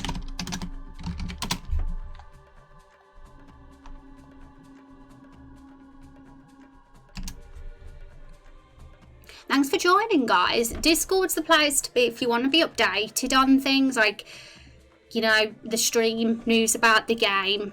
If you want to keep in the know about it, it's the place to be. Especially like, because the odd time I might cancel a stream for emergency situations, you know, stuff happens sometimes. And if you want to wonder what's happened, then I always say on Discord in advance if there's ever anything going on, anything to update you all with. BRB laptop dying. Oh no, how dare it, how dare it die. Okay, so another colour that we had on the Everbloom Forest for our flowers was a sort of lilac-y blue. A lilac-y blue colour. In fact,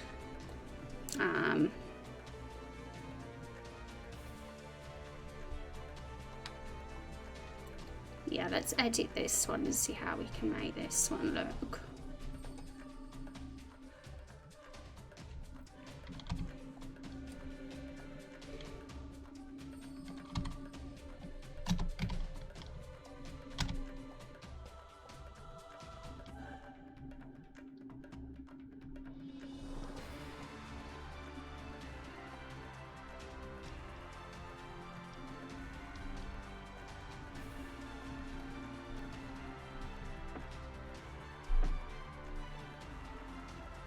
You're on a laptop, desktop, one day? Oh no, I'm on a desktop. Well, Mia's got a laptop. She just mentioned that a laptop was dying, so I was responding to that. Unless you were talking to Mia and not me. But yeah, I've had my desktop since 2015. It's an old lady now. So, but it's managing. Does its job.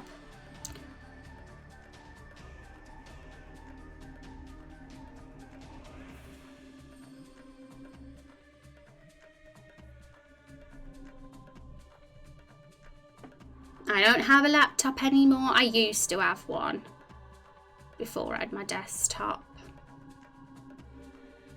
It recently died. Oh no. It's always sad when that happens, when you have something's precious and then it dies. I know I'll be very sad when my computer finally dies. I'm hoping it lasts forever because I love it. I think that was pretty close colour.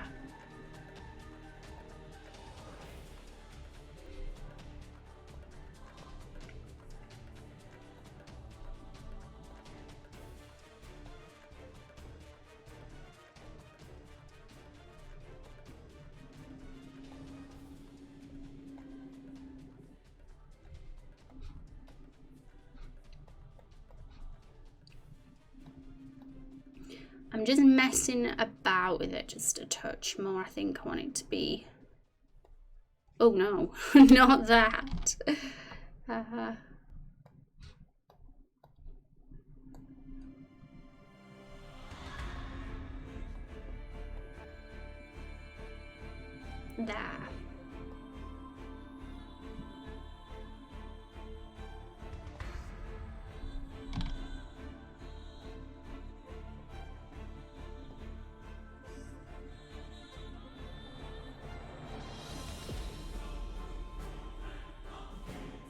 Because this one's purple, you see, so I'm thinking of keeping that one like that, but I don't know about these faded flowers, you see. I might delete those ones.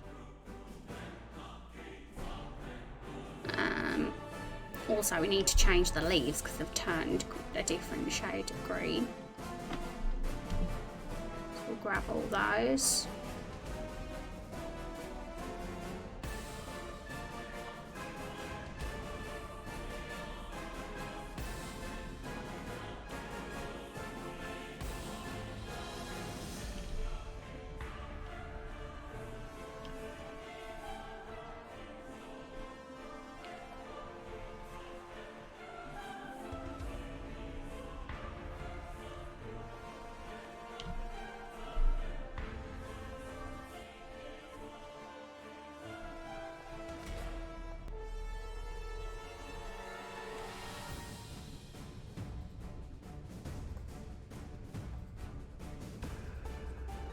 Okay, let's zoom in a bit more.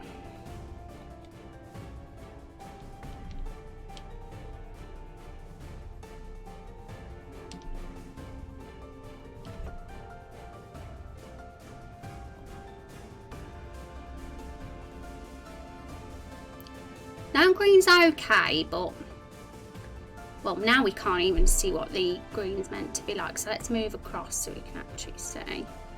It's a bit offish, it's a bit bogey coloured in my opinion, which nothing wrong with a bogey green if that's what you like, but we want a bit more of a more vibrant green for this.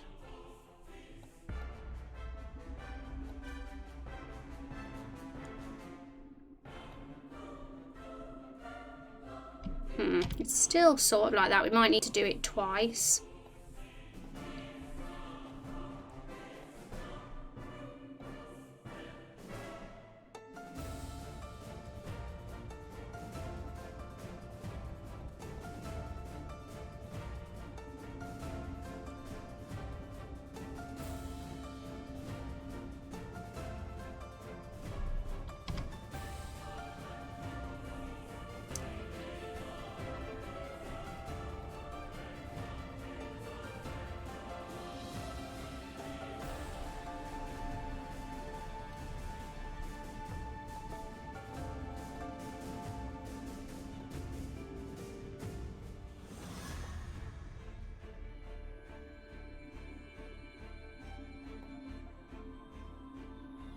We're getting a little bit closer. National, thank you for the 3 months. That's very kind of you. Thank you for the support, my friend. Rose picked out a few cool animal and birds. Oh, look at them. They're so cute. Let's have some hype and chat for that awesome sub from National there, everybody. Picked out a few cool animal emotes. Yay, and thank you for including my cute bat in your animal emote collection. Gotta have the pixel art bat in there, haven't you? Also, this is looking, it's very challenging actually getting the colours right on this particular one, but we'll do it. We'll get it just right.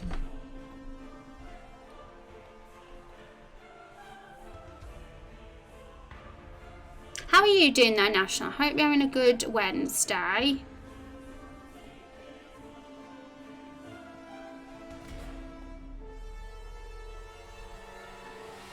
Hope it's been nice to you. I think what's so weird about this one is that there's different shades of green. Like for some reason there's a more dull green. So I'm gonna grab those ones and change those as well, because I'm not sure I want that for this.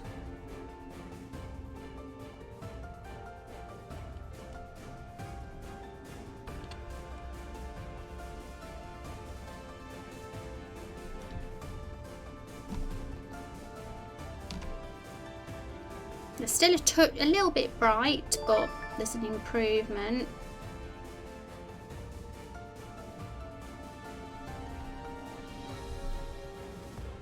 Thank you for that follow as well, Gluttony. I appreciate that. Welcome to the stream.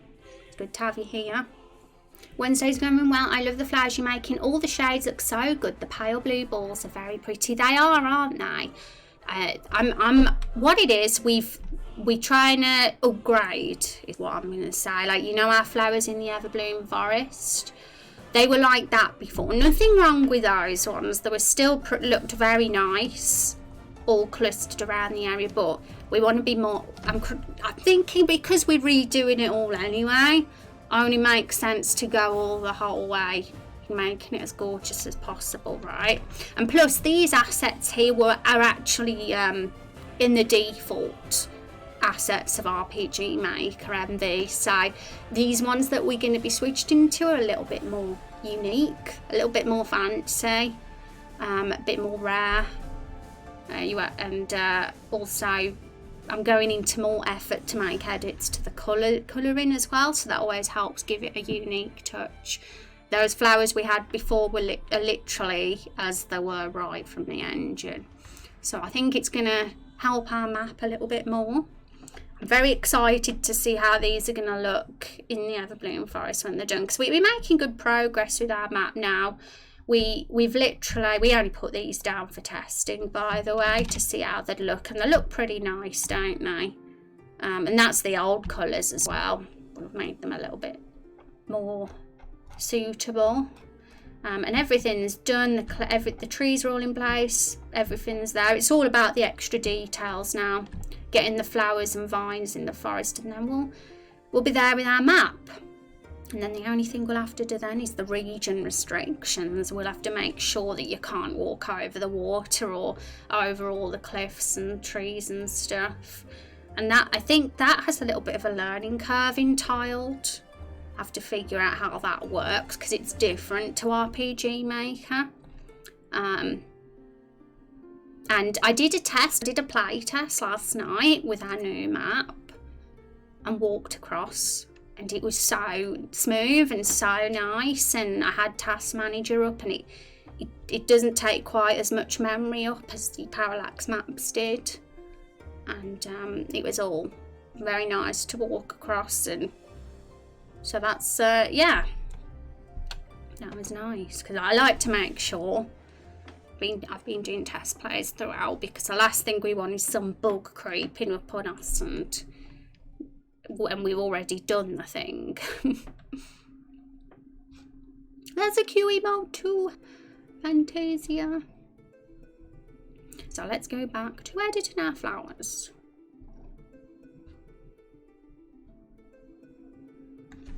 Right, I'm gonna make it a bit dark, the green a bit darker, just a touch, so it matches more with these, because I think it's a little bit, tiny bit light at the moment. So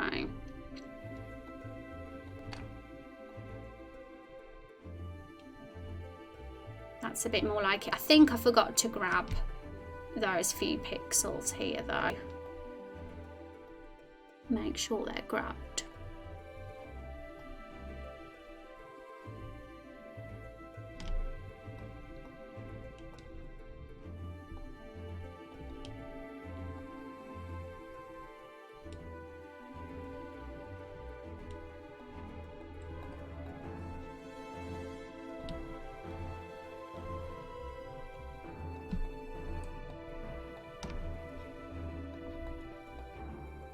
I'm glad National says that they like the blue ones, because they're the ones we're working on. I might actually make the blue a touch brighter, just so there's more contrast between them and the leaves.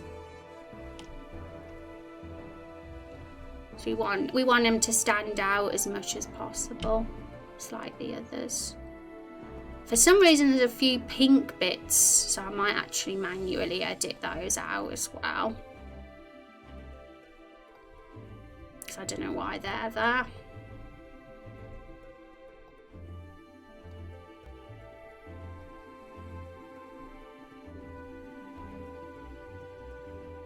There we go, that might make them stand out more against the green. Yeah, they look nice. So we just need to get rid of those pink ones.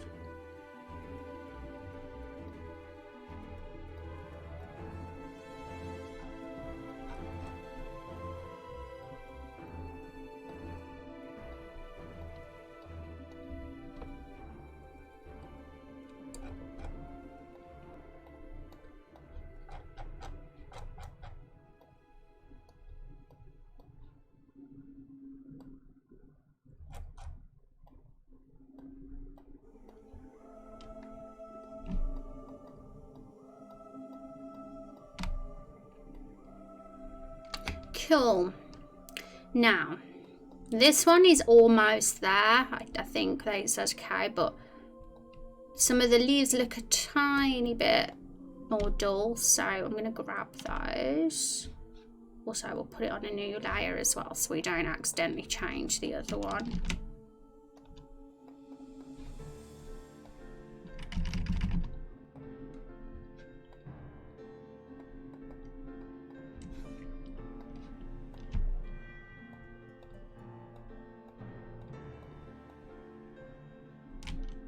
So I'll just brighten those leaves up a bit, but we're getting pretty close now to the cluster making stage.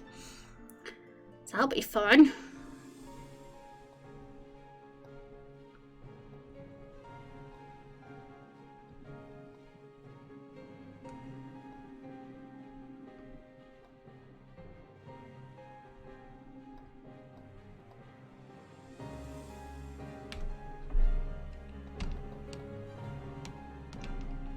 There we go, it's a bit better. I've just realised something. The flowers match the fruits. That's lemon, that's tomato, that's blueberry, and this is plum. We don't have apple, and that's because the leaves are already green. So yeah, that's a funny thing. The flowers match the fruit colours.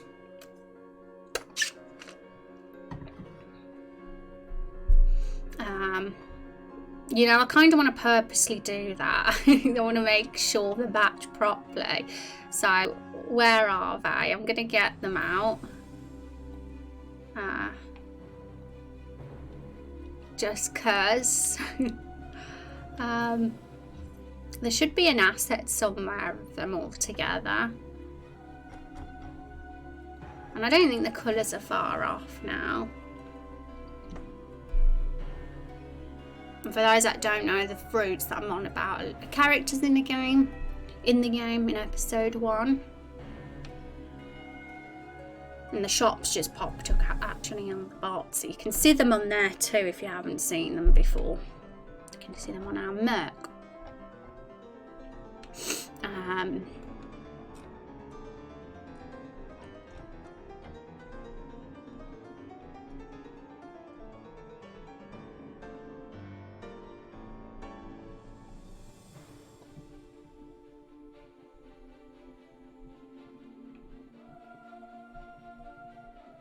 Oh, here they are.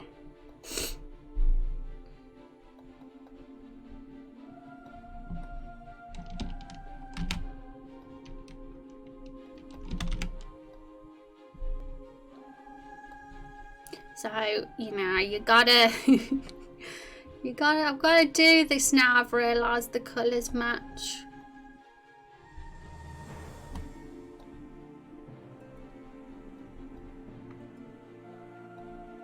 Sorry, you're the one who's always left out, Apple.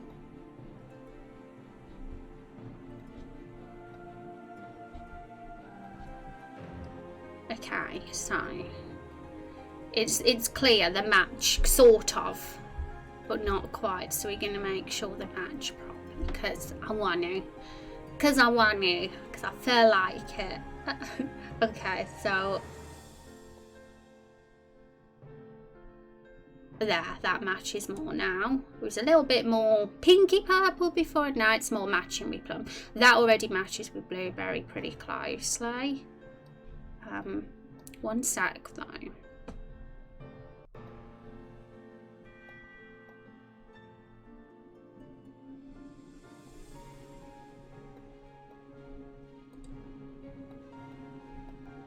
Give it a bit more contrast.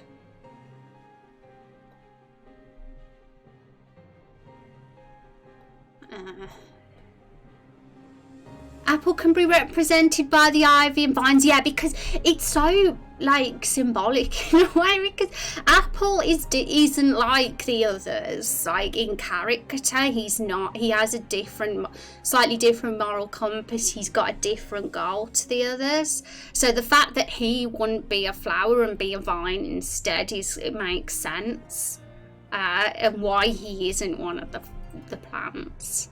I mean, this is thinking, you know, really, we're going really detailed with this by making a match, but this is the sort of stuff I like to do. All the little Easter eggs of Raindrop Chronicles. And I'd love it if someone, like, say, someone played this who wasn't in our community.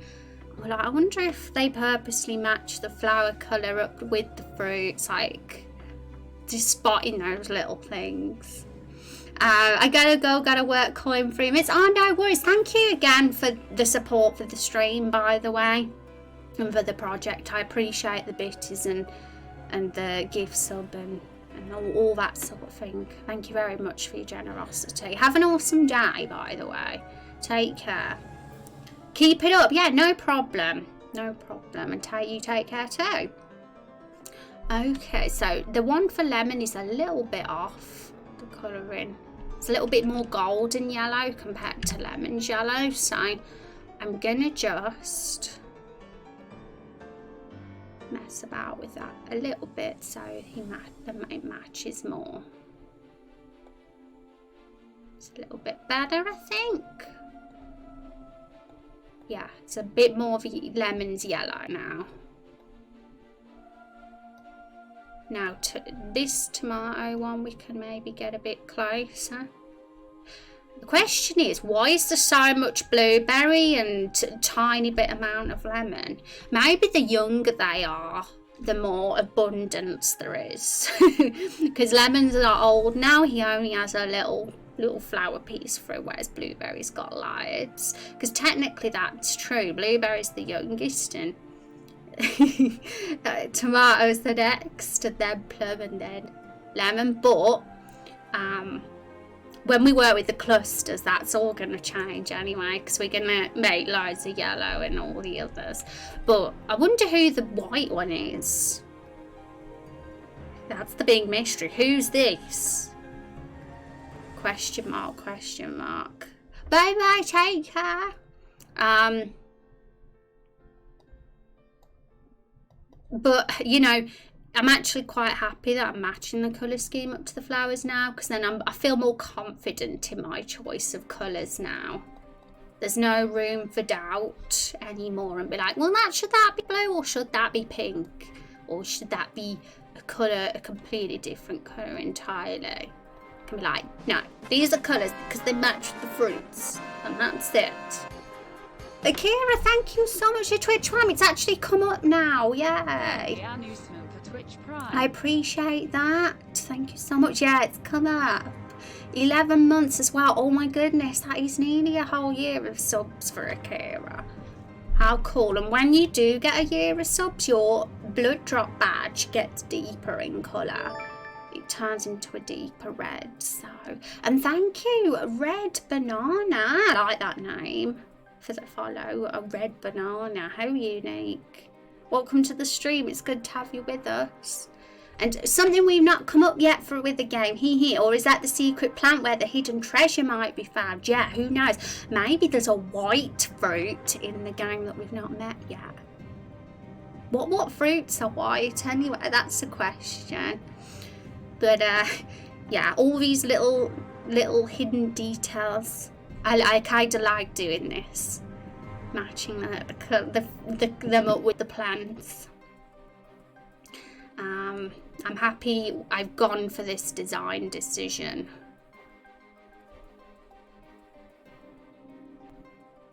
There we go. That might be... Don't you know that colour's changed a bit much, but we're pretty much close to, yeah, I'd say that's pretty much like tomato. A talking mushroom in a cave, oh my goodness me. And guess what? The next map of our game is the cave, isn't it? We'll be going in the caves, in the dark, trying to find the reptiles. An excuse for a sentient mushroom character in the game. Oh my goodness, and that could represent that. I like it, you know, because, you know, we will be going in the caves after all. So, yes, I'm going to make a note. I'm copying that one into our notepad file, National Mars, so that when we get to that part in the game, when we start making the cave, that will not be forgotten. So, thank you very much for your idea. Very cool one. Okay, now we've done that, we can delete them because we've literally got the colours matching now. So, yeah, awesome. Awesome. I'm very happy with those colours. I think they're very nice.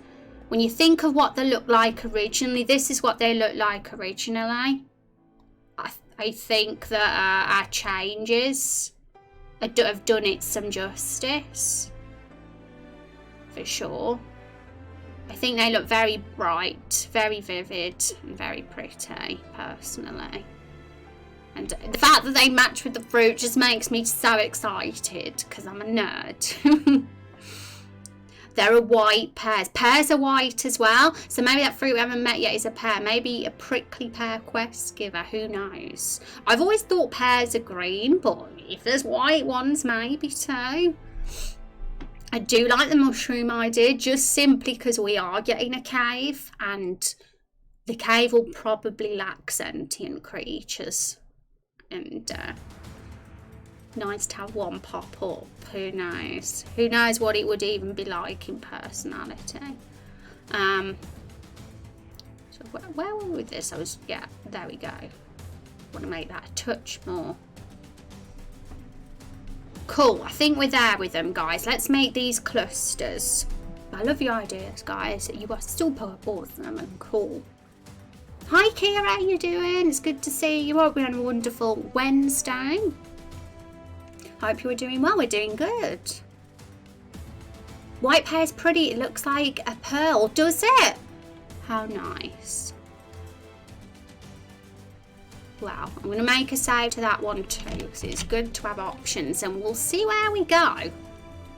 We'll eventually, when the time comes, we'll see what fruit fit is a fit. Even if we even have a new one at all, big question mark. But the fact that we have a white cluster of flowers, there's an option for us to consider that and fill it up with content, even if the fruit is one in a side quest and not one in the main arc. We'll see, won't we? Okay, so how are we going to do this then? Let's get our grid up for a start so we can actually make sure we get them there. We'll also merge these layers.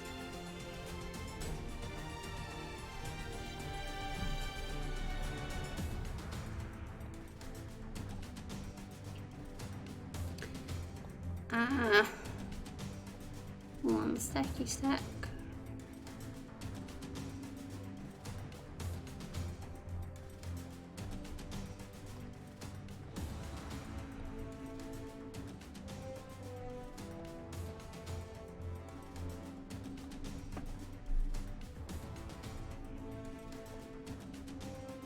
Okay, so I'm back now. Okay.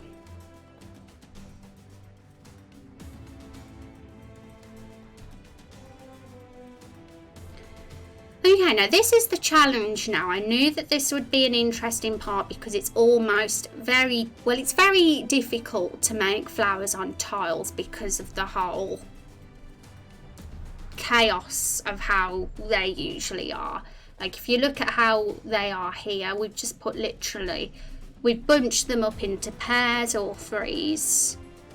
That's what we tended to do, and we just placed them all over the map when we did them. But these weren't constrained to the grid, you see. These were done on a PNG Photoshop file. But this time they are attached to a grid, so but I think that's very doable as long as we keep them in random little clusters that look unique from each other, and then we won't have the map looking too samey. So we're going to keep the clusters we've got here because I really do like these ones, but we can also do some reorganised ones as well where they're a little bit different. So we'll put them in different positions. We'll have the white ones at the top actually. Grab that one. We'll put that one here. Yeah, we'll give that one 4 squares. And then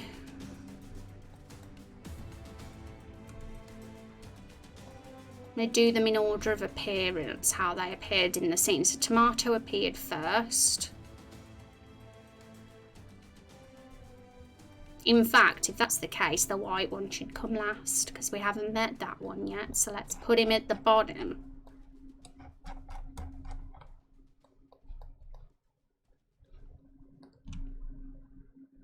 Have you given RPG Maker MZ any thought? That's a very common question I'm getting asked. We talked about it actually a little bit earlier in the stream, Kia. Gosh, we were talking for it for quite a bit as well. There was a lot to say.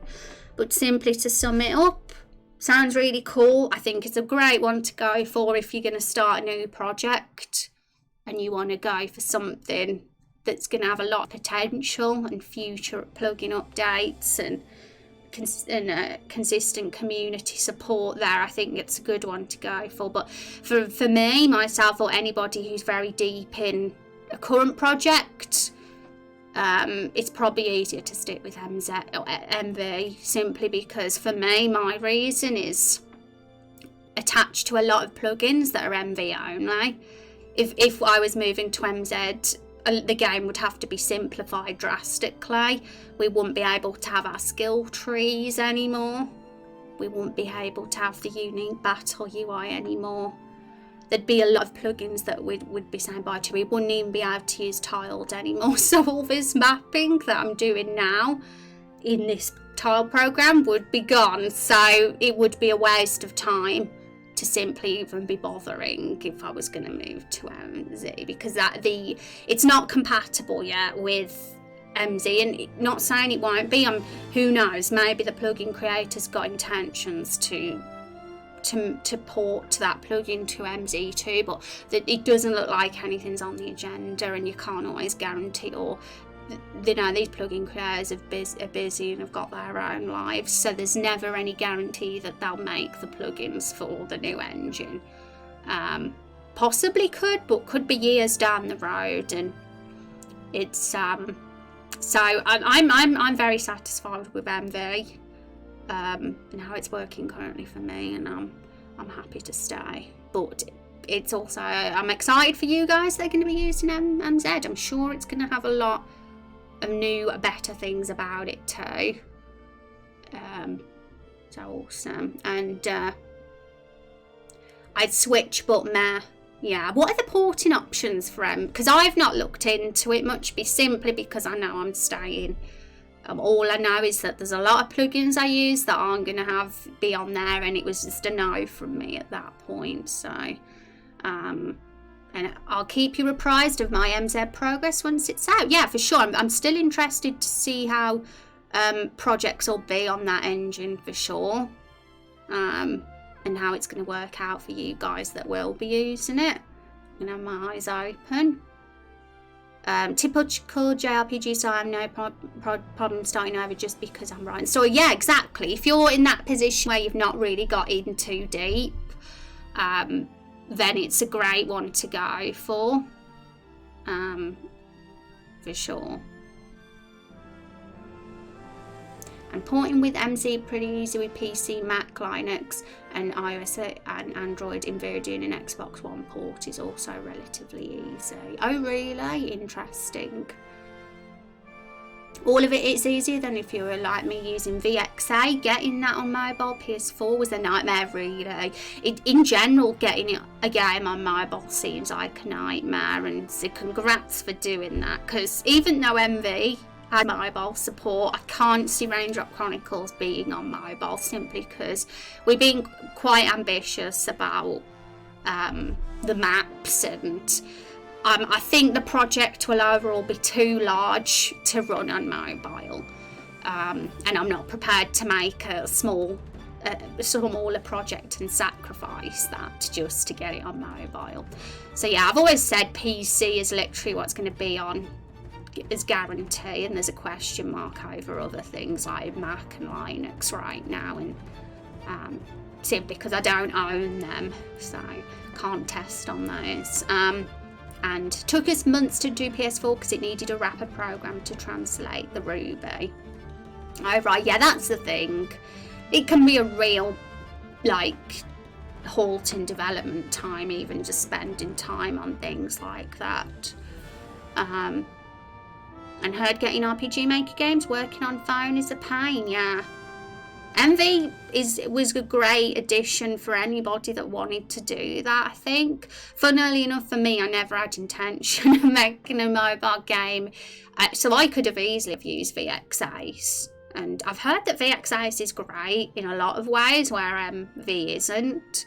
So it can have its pros as well, I'm sure. Linux tester for Euros, awesome as Real. And yeah, I mean, I only say a question mark because I don't want to get anyone's hopes up in case it ends up being a mess on another operating system. But there's the possibility because of reasons like Azrael being awesome, and who knows, maybe it'll be easy enough to port. It would only be something I wouldn't do if it became a massive headache and I was like, okay, it's going to take 6 months to do this. So yes, if it's simple enough, then yeah, I'd go for it. Sales aren't as good as getting on the consoles.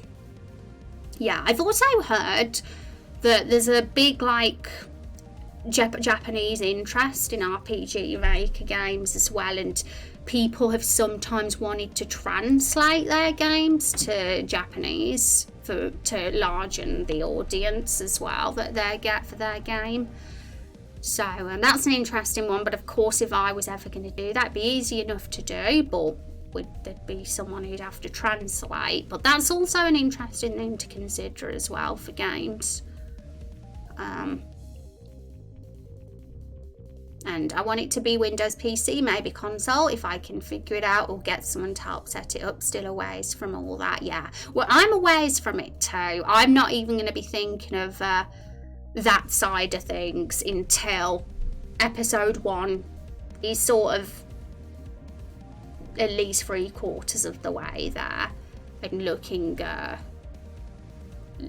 because we don't want to get distracted too much about later things when we've still got a game to make, an episode to make.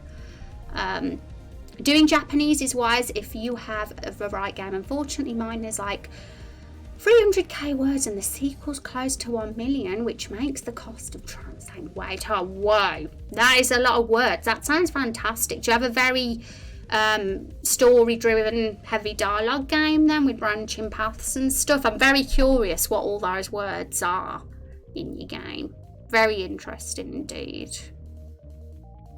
For Raindrop Chronicles, we're still very early on to know how much dialogue we're going to have, and we are a very dialogue-driven game. That's the plan, for it to be a dialogue-driven game with lots of branching paths, but at the same time, it's not going to be dialogue heavy, so who knows, because I tried to make our games definitely dialogue driven, but dialogue heavy would mean lots of dialogue, and our cutscenes were a little bit more shorter than that. There probably won't be like cutscenes that go on forever and ever.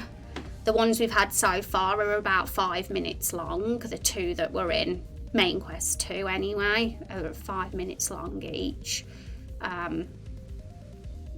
5 minutes long dialogue sequences, for example. And I know certain games out there, other RPGs like Final Fantasy 14 for example, had scenes that went on for like half an hour, 45 minutes just for one scene. No, that's something.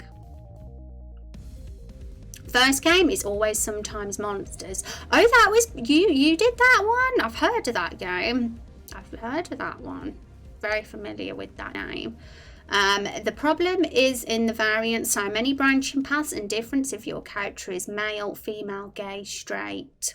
Yeah, for sure. And that's definitely something Raindrop Chronicles is going to have too, because we got a custom hero creator, so there's going to be people that react differently to your hero based on what they are, their gender, and also the moral decisions you make too, and the branching paths in general. So yes, I guess it would be something I'd do if I ever found myself a little bit of extra money. Say, for example, that happened and I felt like it would benefit to get a translator, but it's still very early days at the moment to have that on the agenda. But it makes the story more interesting for sure. That would be not something I'd be willing to sacrifice just to get it translated, because it's a core value of our game at the end of the day to have those branching paths. That's what makes it special. Okay, so let's get these other flowers in. Who is now? Lemon. I'd love to start putting these flowers down today before the end of the stream. That would be great.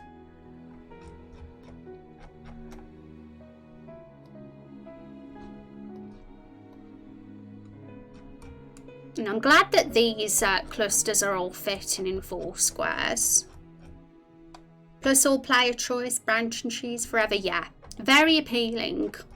I think there's something very interesting about branching paths, multiple playthroughs and doing things differently to other players. Definitely appealing to me as a player anyway. And of course what I find appealing, I try to sort of integrate into this game, because it keeps me more interested and passionate about the project doing it that way too, if it follows my values and what I like.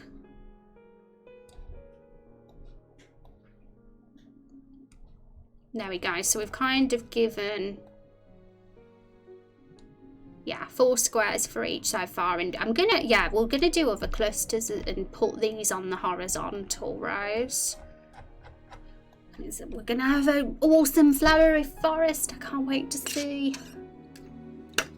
It lets the player connect more personally. Yeah, for sure. That's it. I think even like when you go one step further and give genuine consequences as well is a good thing, because there's some games out there that try to do the branching paths, but it ultimately leads to the same thing, which is, that's fine as well. But it can also be interesting to take it a step further and actually lead to different paths permanently, because that's even more of a consequence then. I remember I always got, for example, frustrated in the Walking Dead Telltale game when a character that I kind of got attached to in that ended up dying, whatever you did. And I was like, well, I thought this was about choice, but they're always going to die whatever I do. And I was like mad at that. But I still really enjoyed that game, even though I was a little bit miffed at the choices not actually being really choicey as they said it would. I'm hungry. But there's no food. But I've got dinner soon, so I'm good. Right, so let's see what we could do here. This is going to be interesting. How are we going to make different clusters from this then, guys? I guess something we could do is do this.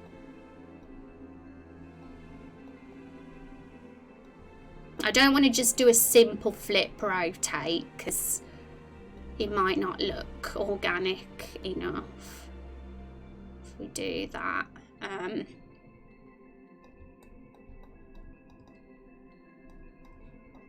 We want the forest to not look too symmetrical.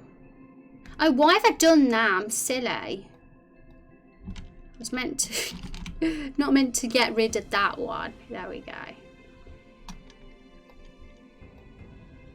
Copy it, not get rid of it.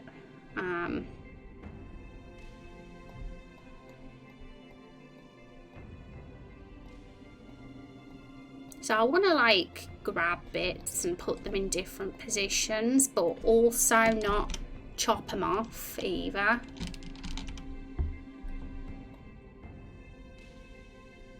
So that's one way to do it.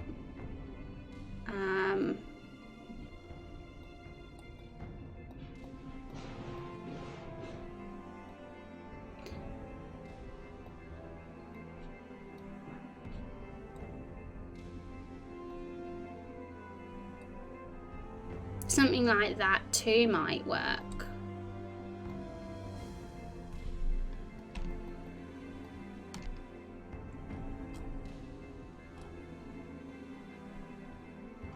We could even, if we wanted, put some other colours in with the squares. But it's going to be interesting because obviously like there'll be paths and trees in the way and some clusters might not fit properly, so we'd have to kind of make sure whatever cluster we put there works in the spot that we do it. Might need to rearrange it now and again.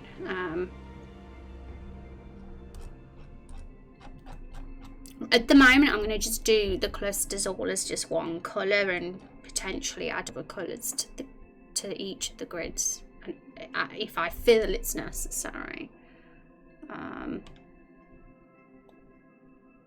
There's not really much more we can do with this one. I suppose we could double it.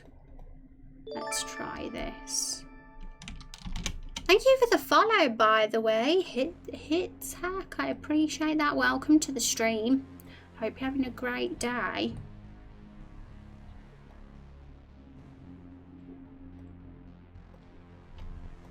We can double that one, but we'll get rid of this. Though for these ones.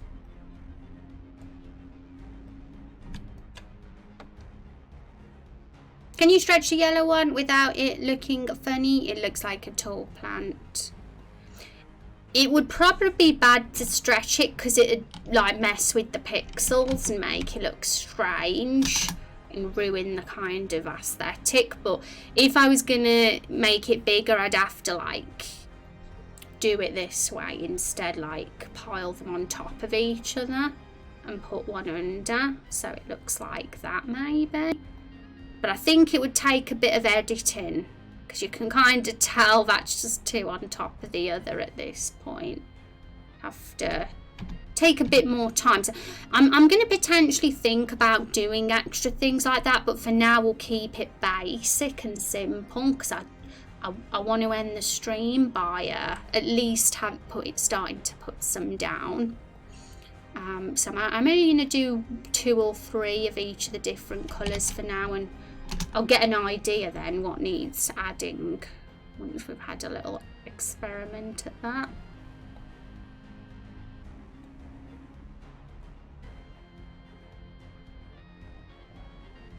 So something like that could work for another one.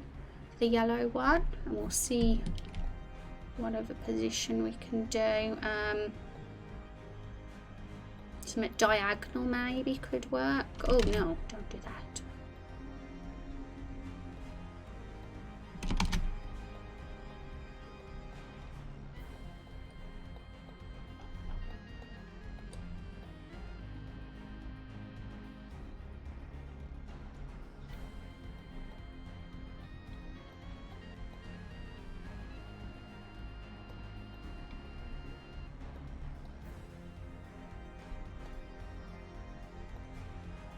And something maybe like that too.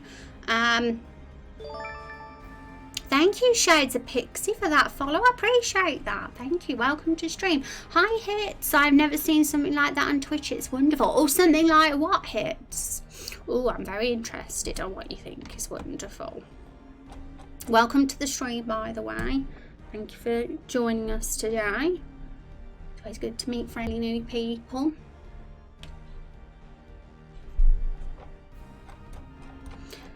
So yeah, we definitely have more room for more different patterns of clusters here, but because we've got all this space, and we are allowed to have tile sets this large. This is like the sort of default tile set size actually, so we can potentially fill in different ones up there. But we don't want to go overboard, because every tile that we use is a little bit more memory, adds a little bit more extra memory, but it's not like going to be as bad as the parallax maps were. But at the same time, we don't want to go too crazy, but we want it to at least, the clusters not to look too symmetrical and repetitive. I think that's, as long as we create a sort of chaotic flower look like our original map, then we'll have achieved what we want. And there's only a certain number of flowers on the screen at one time, so generally the human brain forgets what pattern another flower is in by the time they've moved to another part of the map. So it doesn't matter if we use the same one multiple times, as long as it gives us the impression of being random. Okay, I really like this blue one, because we've got lots of different ones, and it'd be really cool to do that with some of these as well, like just copy and paste more, and that can be copy and pasted again, I think, with the red one, because this looks like 3 or 4 of these clusters put together in a way.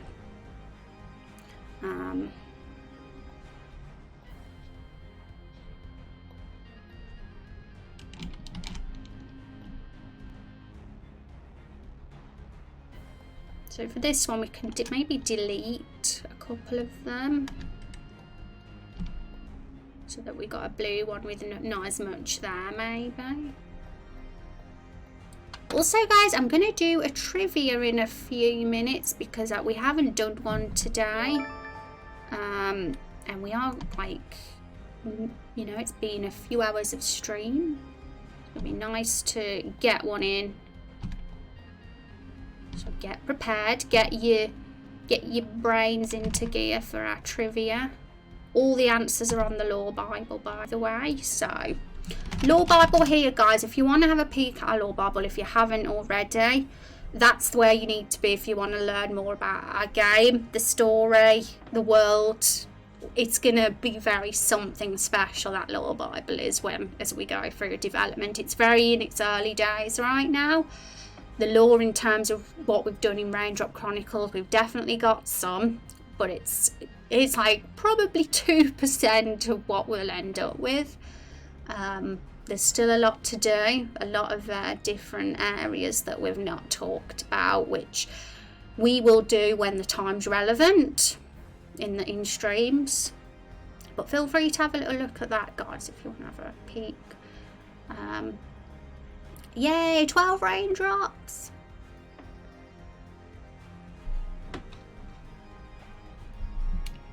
Raindrops you are getting there.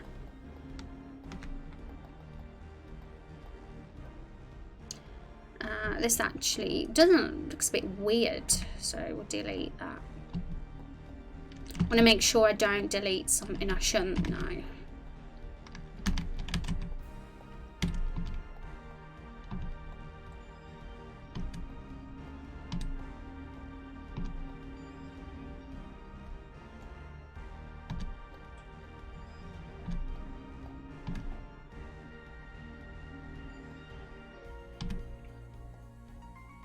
And T-Pad, thank you for that follow, by the way.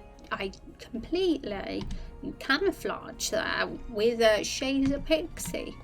I nearly missed it. How dare I? Welcome to the stream. I appreciate the follows, guys. Your interest in our streams.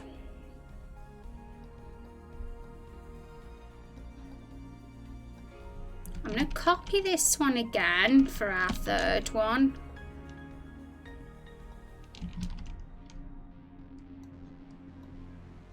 And I'm going to make this an even smaller one. Because we want small sections of these blue plants as well. We don't want just humongous ones.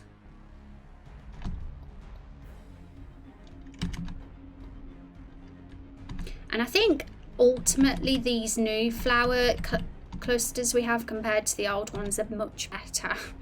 Because the old ones were literally just single flowers put together that weren't actually genuine clusters. So I think that this one has the potential of really looking good on our map. And I'm excited to see how it will look when they go on there.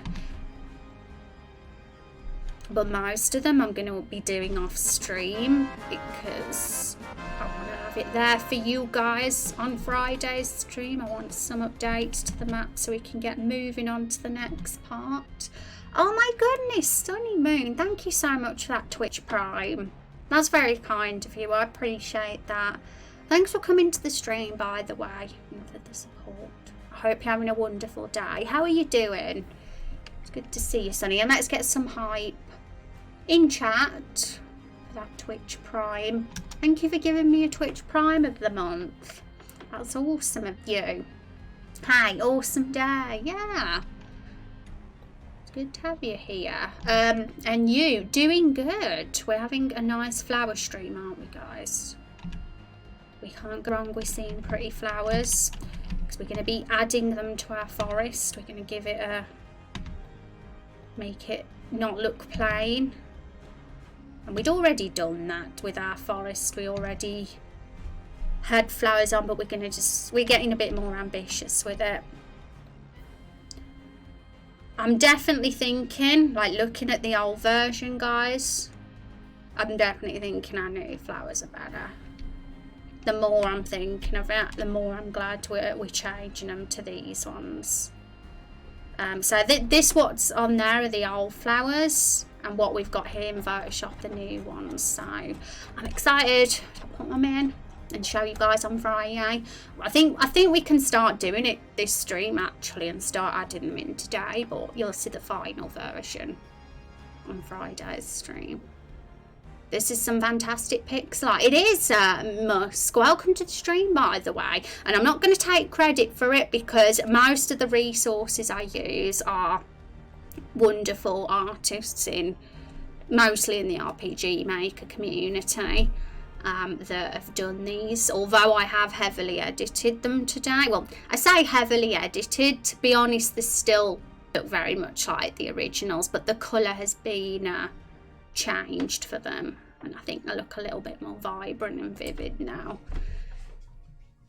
I feel like I say that whenever I drop in here, yeah, and it's an interesting thing because I myself dabble in pixel art. I created bat emotes for the channel and our Final Fantasy bit badges and mostly all the channel art I've done, apart from the wonderful character art of me that was done by a professional comic book artist. But yeah, even though I dabble in pixel art, I wouldn't be willing to do a whole game's worth of pixel art because it would like quadruple our development time, and because this is like a potential decade-long project anyway, imagine quadruple that. It'd be a 40-year project. So, you know, RPG Maker community is solid from what I've seen of it. Are you editing them in Photoshop? I am indeed. Photoshop is what I use for editing our stuff, our assets in game. It's a lot of work indeed, and I have to make sure I don't put too much on my shoulders because only one human can do so much. But gotta be wise in game development. And realistically, like, games out there have a whole team of people doing bits of different roles, don't they? So even when you're a solo dev, you have to think, okay, so what am I going to do? What am I going to focus on? What am I going to take from others to make life easier on myself? Okay, so let's move this across a bit more because they're a little bit far apart.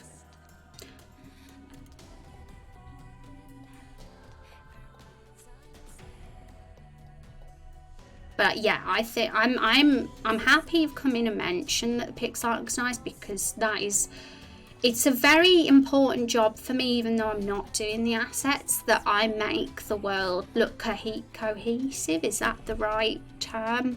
I don't know if that's the right term, but what I'm trying to say is the world look consistent with each other, and that all the assets that I do gather look like they belong and fit. Because we're going to be creating a whole world of different environments over time, even though we've only got the Everbloom Forest region right now, which is a forest. All of episode 1 is going to take place in Everbloom Forest, and each episode we release will probably be a new region. So over time there is going to be lots of different areas, and we want the world to look like it's consistent, is really what we want to say, like it's all part of the same world. The last thing we want is a bunch of pixel art that looks like it's from different things and different artists and different games, because that will look messy and not pretty, and we want to avoid that. So it's a challenge in itself, making sure that it's all like that.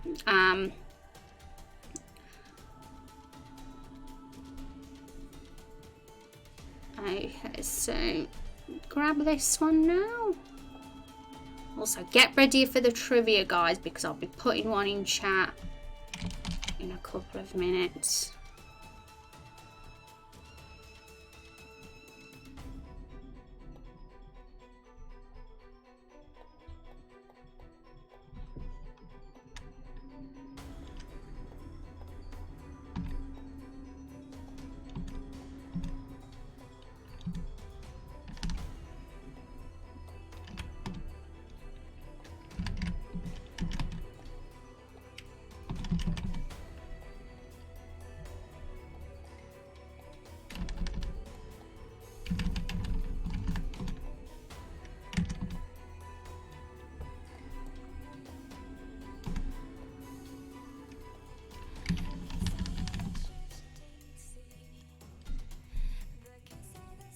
Yeah, I don't know if deleting that was the right thing to do, because it might look like it's bending over a bit now, so I'm going to actually delete that one. I'm going to keep them as they are for now and just mess about with these. And we're going to have more than this, probably more clusters than this, but I'm kind of curious with how this could potentially look, and I'll putting them in tiled. I'll see what works and what doesn't, and what needs to be changed with these flower clusters potentially as well. I want to have an experiment now. Probably wise to do that before I get too into doing loads of clusters. So back to TileD now. This was our old map, so this is our new one. Let's delete the ones we just plopped down, and we'll experiment, put some flowers around. So this is our map currently. This is literally 7 maps merged together into one big map, and we've still got loads of potential room for other maps around the edges here, which will most certainly be something we do at some point when we start adding new content, new side quests. There's going to be opportunity to visit some areas off the map, because we want to make the most of it, don't we? And everything for us to be freaking awesome. And this was though the map looked originally, and this is how it looks now. So there's a few little improvements visually that we made, but we're missing the detail that the old map had. The old map's got lots of very chaotic forest aesthetics about it, with the vines, the flowers, the cliffs, and that's something we're going to be working on adding to the new map too. And first step is the flowers, so we're going to see how the flowers look putting in, and we'll move on to vines after and all the extra stuff afterwards as well. Hi Shazer, Pixie and M Tyne, how are you doing? Good to see you. The flowers look so good. I'm so glad you think so. That's very encouraging because we want the flowers to look freaking awesome, don't we? We want to blow people's socks off with our map. And I think this is a pretty nice map, I think, so far.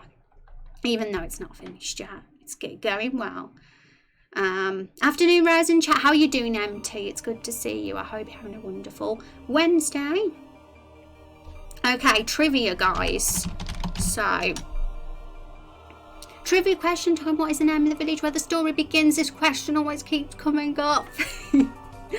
And Chaos Master, thank you so much for that raid. I appreciate that. Welcome to the stream. How are you doing? And hi, Botched. How are you doing? Van got that one right. Van, you are absolutely kicking butt at this trivia, I have to say. Let's give some points to Vandalia for that, for getting that answer right on the trivia. There you go. Still early days, we're still at the start of August, so things could always change. But right now, Van is the leader of the leaderboard, working on goals. Van might end up being the lore master, the first ever lore master we have. I'm going to be making an archive of our lore masters on Discord, by the way, over the months. So. And thank you very much for the follow bundles. And Chaos Master Botched, how are you guys doing? Let's give a shout out to Chaos for that raid as well. Let's see what Chaos was up to. Oh my goodness me, you were playing Valkyria Chronicles. I don't know if it's the one you were playing is the one that I played, but I played not the new Valkyria Chronicles, but the one that came out a few years ago that's on Steam. I really liked that game, but I know there was a newer one that came out more recently too, and I haven't played that one yet. So I hope you're enjoying it because it's a really good series of games from what I gathered. I'm sure the new one is too. The first one, yeah, I'm loving. Yeah, that might be the one I played. I thought it was so fun. I really like the gameplay in that game.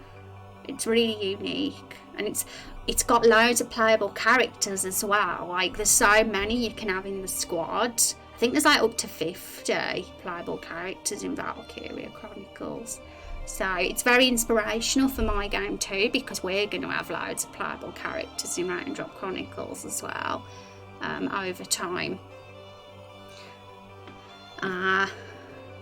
Lore, yeah. Let's catch up with chat because I see I missed some things. How did your fruit guys go? The fruit guys are going well. We still haven't said bye to them yet. We're just focusing on other sides of the project right now. But there's definitely more to do with the fruit guys. The fruit guys is something we're going to be working on probably consistently throughout episode 1's development anyway. They're going to potentially be reappearing in the story too. And thank you for that follow as well, Chaos. I appreciate that. Would it be possible, National said, to visit the OG Lightfall in an Easter egg inside the game if you're using TileD? An Easter egg inside the game? How do you mean, National? Because that sounds really... I'm very intrigued by that idea, but I don't fully understand it because I never do, you know what I mean? When I'm on stream, I'm like, oh, that sounds cool, but I don't get it just yet. Mainly because I can't multitask when I stream, which is why another reason I make a notepad file of what people say. That's the one. How did your fruit guys go? The barrels are now for following. The barrels and the fruits. They're never going anywhere, let me just tell you that. Forever in the game.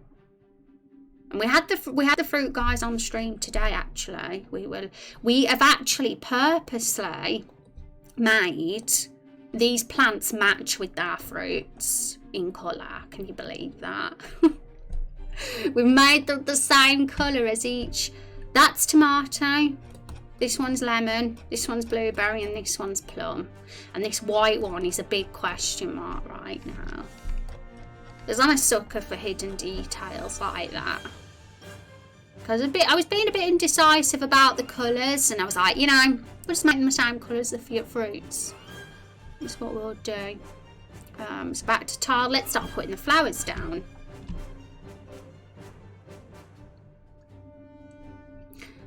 Right, I'm scared because we don't know how it's gonna go or how it's gonna look. Okay, so one thing is, because we are sort of restrained to the grid, should I say, this is kind of what happens. We can only put it in certain spots, so it's going to take a bit of experimentation. I mean, we could put it there and I could edit the cluster and just move it to the left a bit. So as I was like saying earlier, certain flowers are gonna look better in certain spots than others based on the space we've got. Like something like that could work great there.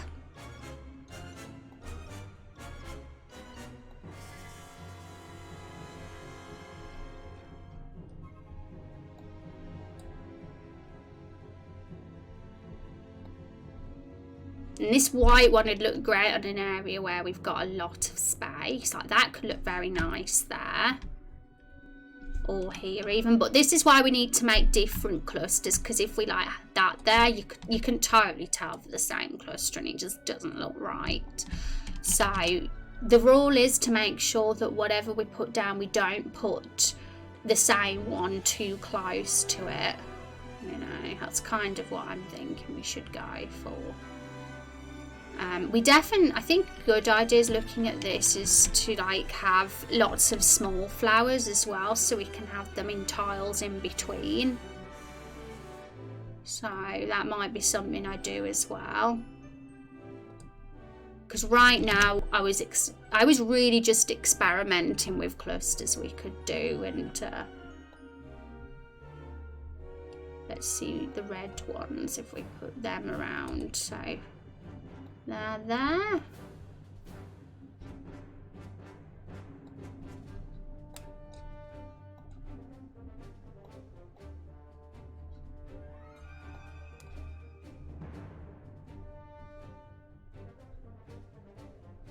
Yeah, I want to avoid any flowers being on the path really, and of course we don't want going in the water, so we want to put them in the spots where they best fit. It's going to be interesting. That could work. But yeah, we definitely need a little bit more variety than what we've got. Definitely some single tiles of flowers as well to like fill in some of the gaps. For example, if we ever visit Lakefall in the past, could the past event use the Pilex map? It'd be revisiting old problems if we do. I'm wondering if it's possible, even if it's a bad idea. I mean, I want to try and... The Pilex maps will probably be put into the bin once we've got this, because I'm kind of a bit scared of using them, mainly because of any memory. They're very big files, those PNGs. They're like pretty big, and if we have them in a project library, they also make the game file size bigger too. So if necessary, it's more wise to not use them at all, just so we don't have a large... I mean, it's not like we're putting this on mobile, so it's not like we have to limit ourselves too rigidly, but at the same time we don't want a beast of a game either for people.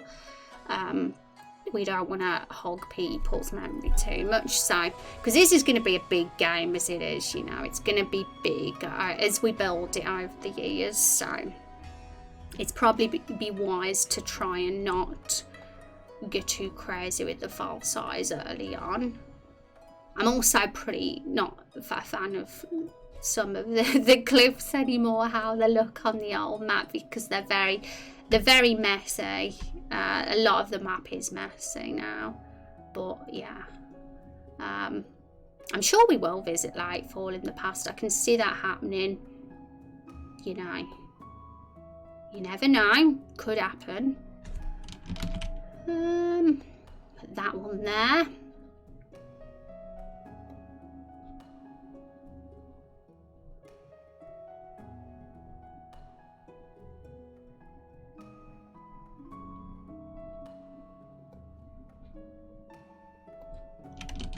Ooh, interesting. Okay, so one thing I've noticed is if you put them close together, this happens, because we might have to either use the more than one layer technique that we did with the trees, or we just put some on single tiles instead, rather than have them take up 4 tiles. So this is interesting. It's going to take a bit of experimenting to get this just right with the flowers, because right now they feel like just separate clusters rather than like, you know, a seamless forest of never-ending flowers. But that's because we've just started. So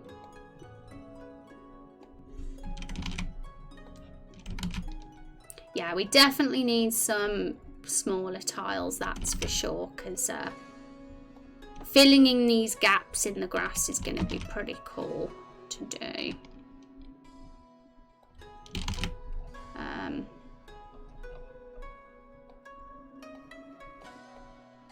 But yeah, I think I am happy with the flowers for sure. It's just going to take a little bit of thinking and messing about to get the best clusters we want for the forest. They look nice there, but I definitely want to do the white ones in all sorts of different variations, really.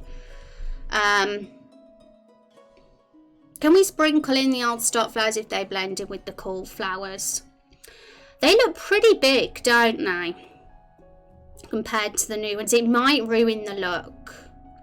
I mean, I know it's easy to get attached to the old map, I understand that, but we'll forget what it looked like once we've looked at this one long enough. Like I said earlier, consistency in the art and making sure that, you know, it doesn't look like too much of a mishmash of things is also a challenge to do. So that I'm kind of wary about doing that, mixing too many different art styles, because of things like that. I mean, we'll fix it. It's easy enough to make single flowers in this. I think if we have a look, we've got a single red one here. We can easily grab that and put it on one tile. We've got even those tiny flowers there that we can use as single ones. We have a single blue one there. So we can take ones like that and put them on one tile. We can even, like I say, mix the colours. We can put, say, this yellow one and this blue one together. I think mixing colours on certain tiles could be a pretty good move, actually, to make things look a little bit more blended and mixed in the forest. So I think I definitely have some plans. It's going to take a bit of time to get it organised. So that's what I'm going to be working on between now and the next stream. I have thought about the next stream maybe going back to the Lore Bible stuff and doing a bit of character creation again on our Lore Bible with the profiles, because we do want to. I'd really like to get all the lore by the characters written up in the Lore Bible before we did the picture game submission on the 25th of August, because if people visit the website from that, I kind of want them to see them on the Lore Bible. And it all be like there and done, rather than all separate and in different places. So we'll see how things go on Friday. If I'm still in the middle of doing things and experimenting, we might have a breather from this for a stream and do Lore Bible stuff and revisit this again at the start of next week. But I feel like we're making good progress, and it's been a week of us doing this map now, and we've already done all this, which is pretty impressive considering that we had barely anything last Wednesday on this map, nothing but cliff. So yeah, I feel like we could get that, you know, in another week we could be potentially finished with this map, but we'll see where we are on Friday's stream. And I'll be working on the flowers until then. And Cinder Paul, thank you for the follow. I appreciate that. There is one more thing to help with the flower patterns. If the colourful flowers fade out and more white ones appear near the cave, that's pretty. I like that direction, National.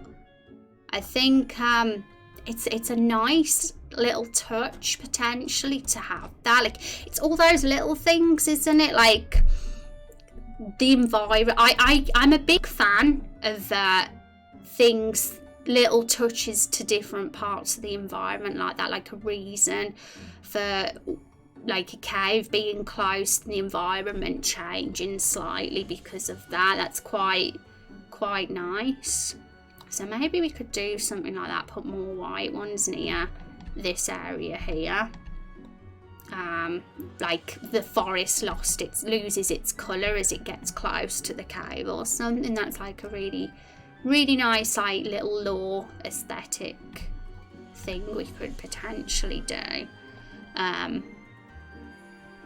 Yeah, it's nice, and I'm a big fan of making different maps memorable, like them having very standout things about them. Like one thing I love about Lakefall is how it's got this big tree in the middle and it's gonna have the graves. Like there's something so like standout about that sticks with you. We've not finished it yet, but if we look at the old one, you know what I mean, it's quite it's a bit like, you know, a juxtaposition in a way, having such a peaceful looking forest, very like a haven of some sort, and then having something as morbid as gravestones there. Yeah, raindrops. You're getting those raindrops. So yeah, that's an interesting one. I'm actually going to copy and paste that so we'll remember that one, National. Could be a cool little touch. I'm going to be interested to experiment with that and see how that looks. So guys, before we end stream, I will put another trivia in because I think I like to do at least 2 a day. So I'm going to get that in now. Exclamation mark trivia. Query question time. What does Carol often call humans? Oh my goodness, what does she call humans? That's the hard question. You'd have to have like seen our dialogue streams to know that. My goodness. Okay, so wonder if anyone's going to answer that before we finish today. Right, so hi champion. Thank you very much. I appreciate that. I'm going to admit something now, guys. I banned someone the other day for calling me cute. Is that harsh? They came in the stream for the first time and said I look cute, and I banned them. So but I felt uncomfortable simply for the reason that they was telling me to like it just felt creepy, the tone of it, and I just felt weird, you know, when you get that weird gut feeling. But but thank you, champion. I don't always ban someone that compliments me, but it all depends on, you know, the way it's said and if it feels weird. And alright, it's been a pleasure. I'm going to bounce and go on my own stream and get some Karen Simulator development done. Thanks for sharing the game. You're welcome, Vagabond, and thanks for hanging out with us. You take care of your game and feel free to show it off in our Discord and stuff when you've done it, and or even when it's in development, of course. See, yes. Okay, guys, so I might head off. Should I head off today? Sometimes I do a raid, sometimes I don't. I'm not going to do one today, I don't think. I'm not sure if there's really anybody. Yeah, I'm going to give it a miss today just because I've got to head off and I've got to do something for dinner anyway, so I wouldn't be able to hang around and stream even if we did raid. But I'll see you guys on Friday's stream. And thank you, David Linhan, for that follow. I appreciate that. Thanks for hanging out, guys. Thank you for being fabulous and awesome and hanging out. And I'll see you on Friday, and maybe we'll have some more flowers on this map to show off then. So take care, guys. Meatbags National says, the answer to the question, if no one's going to answer it, I'll always answer if like we're running out of time, is flesh bags. Carol calls humans flesh bags. So you were close, National. You were pretty close. Take care, guys. You are awesome. Have an awesome day. I didn't see the question. Yeah, we did one more before we left. But it's all good. We're going to have questions that go unanswered sometimes, I'm sure. But I knew that one, LOL. Got my lunch. Take care, guys. Have a good day. See you on Friday.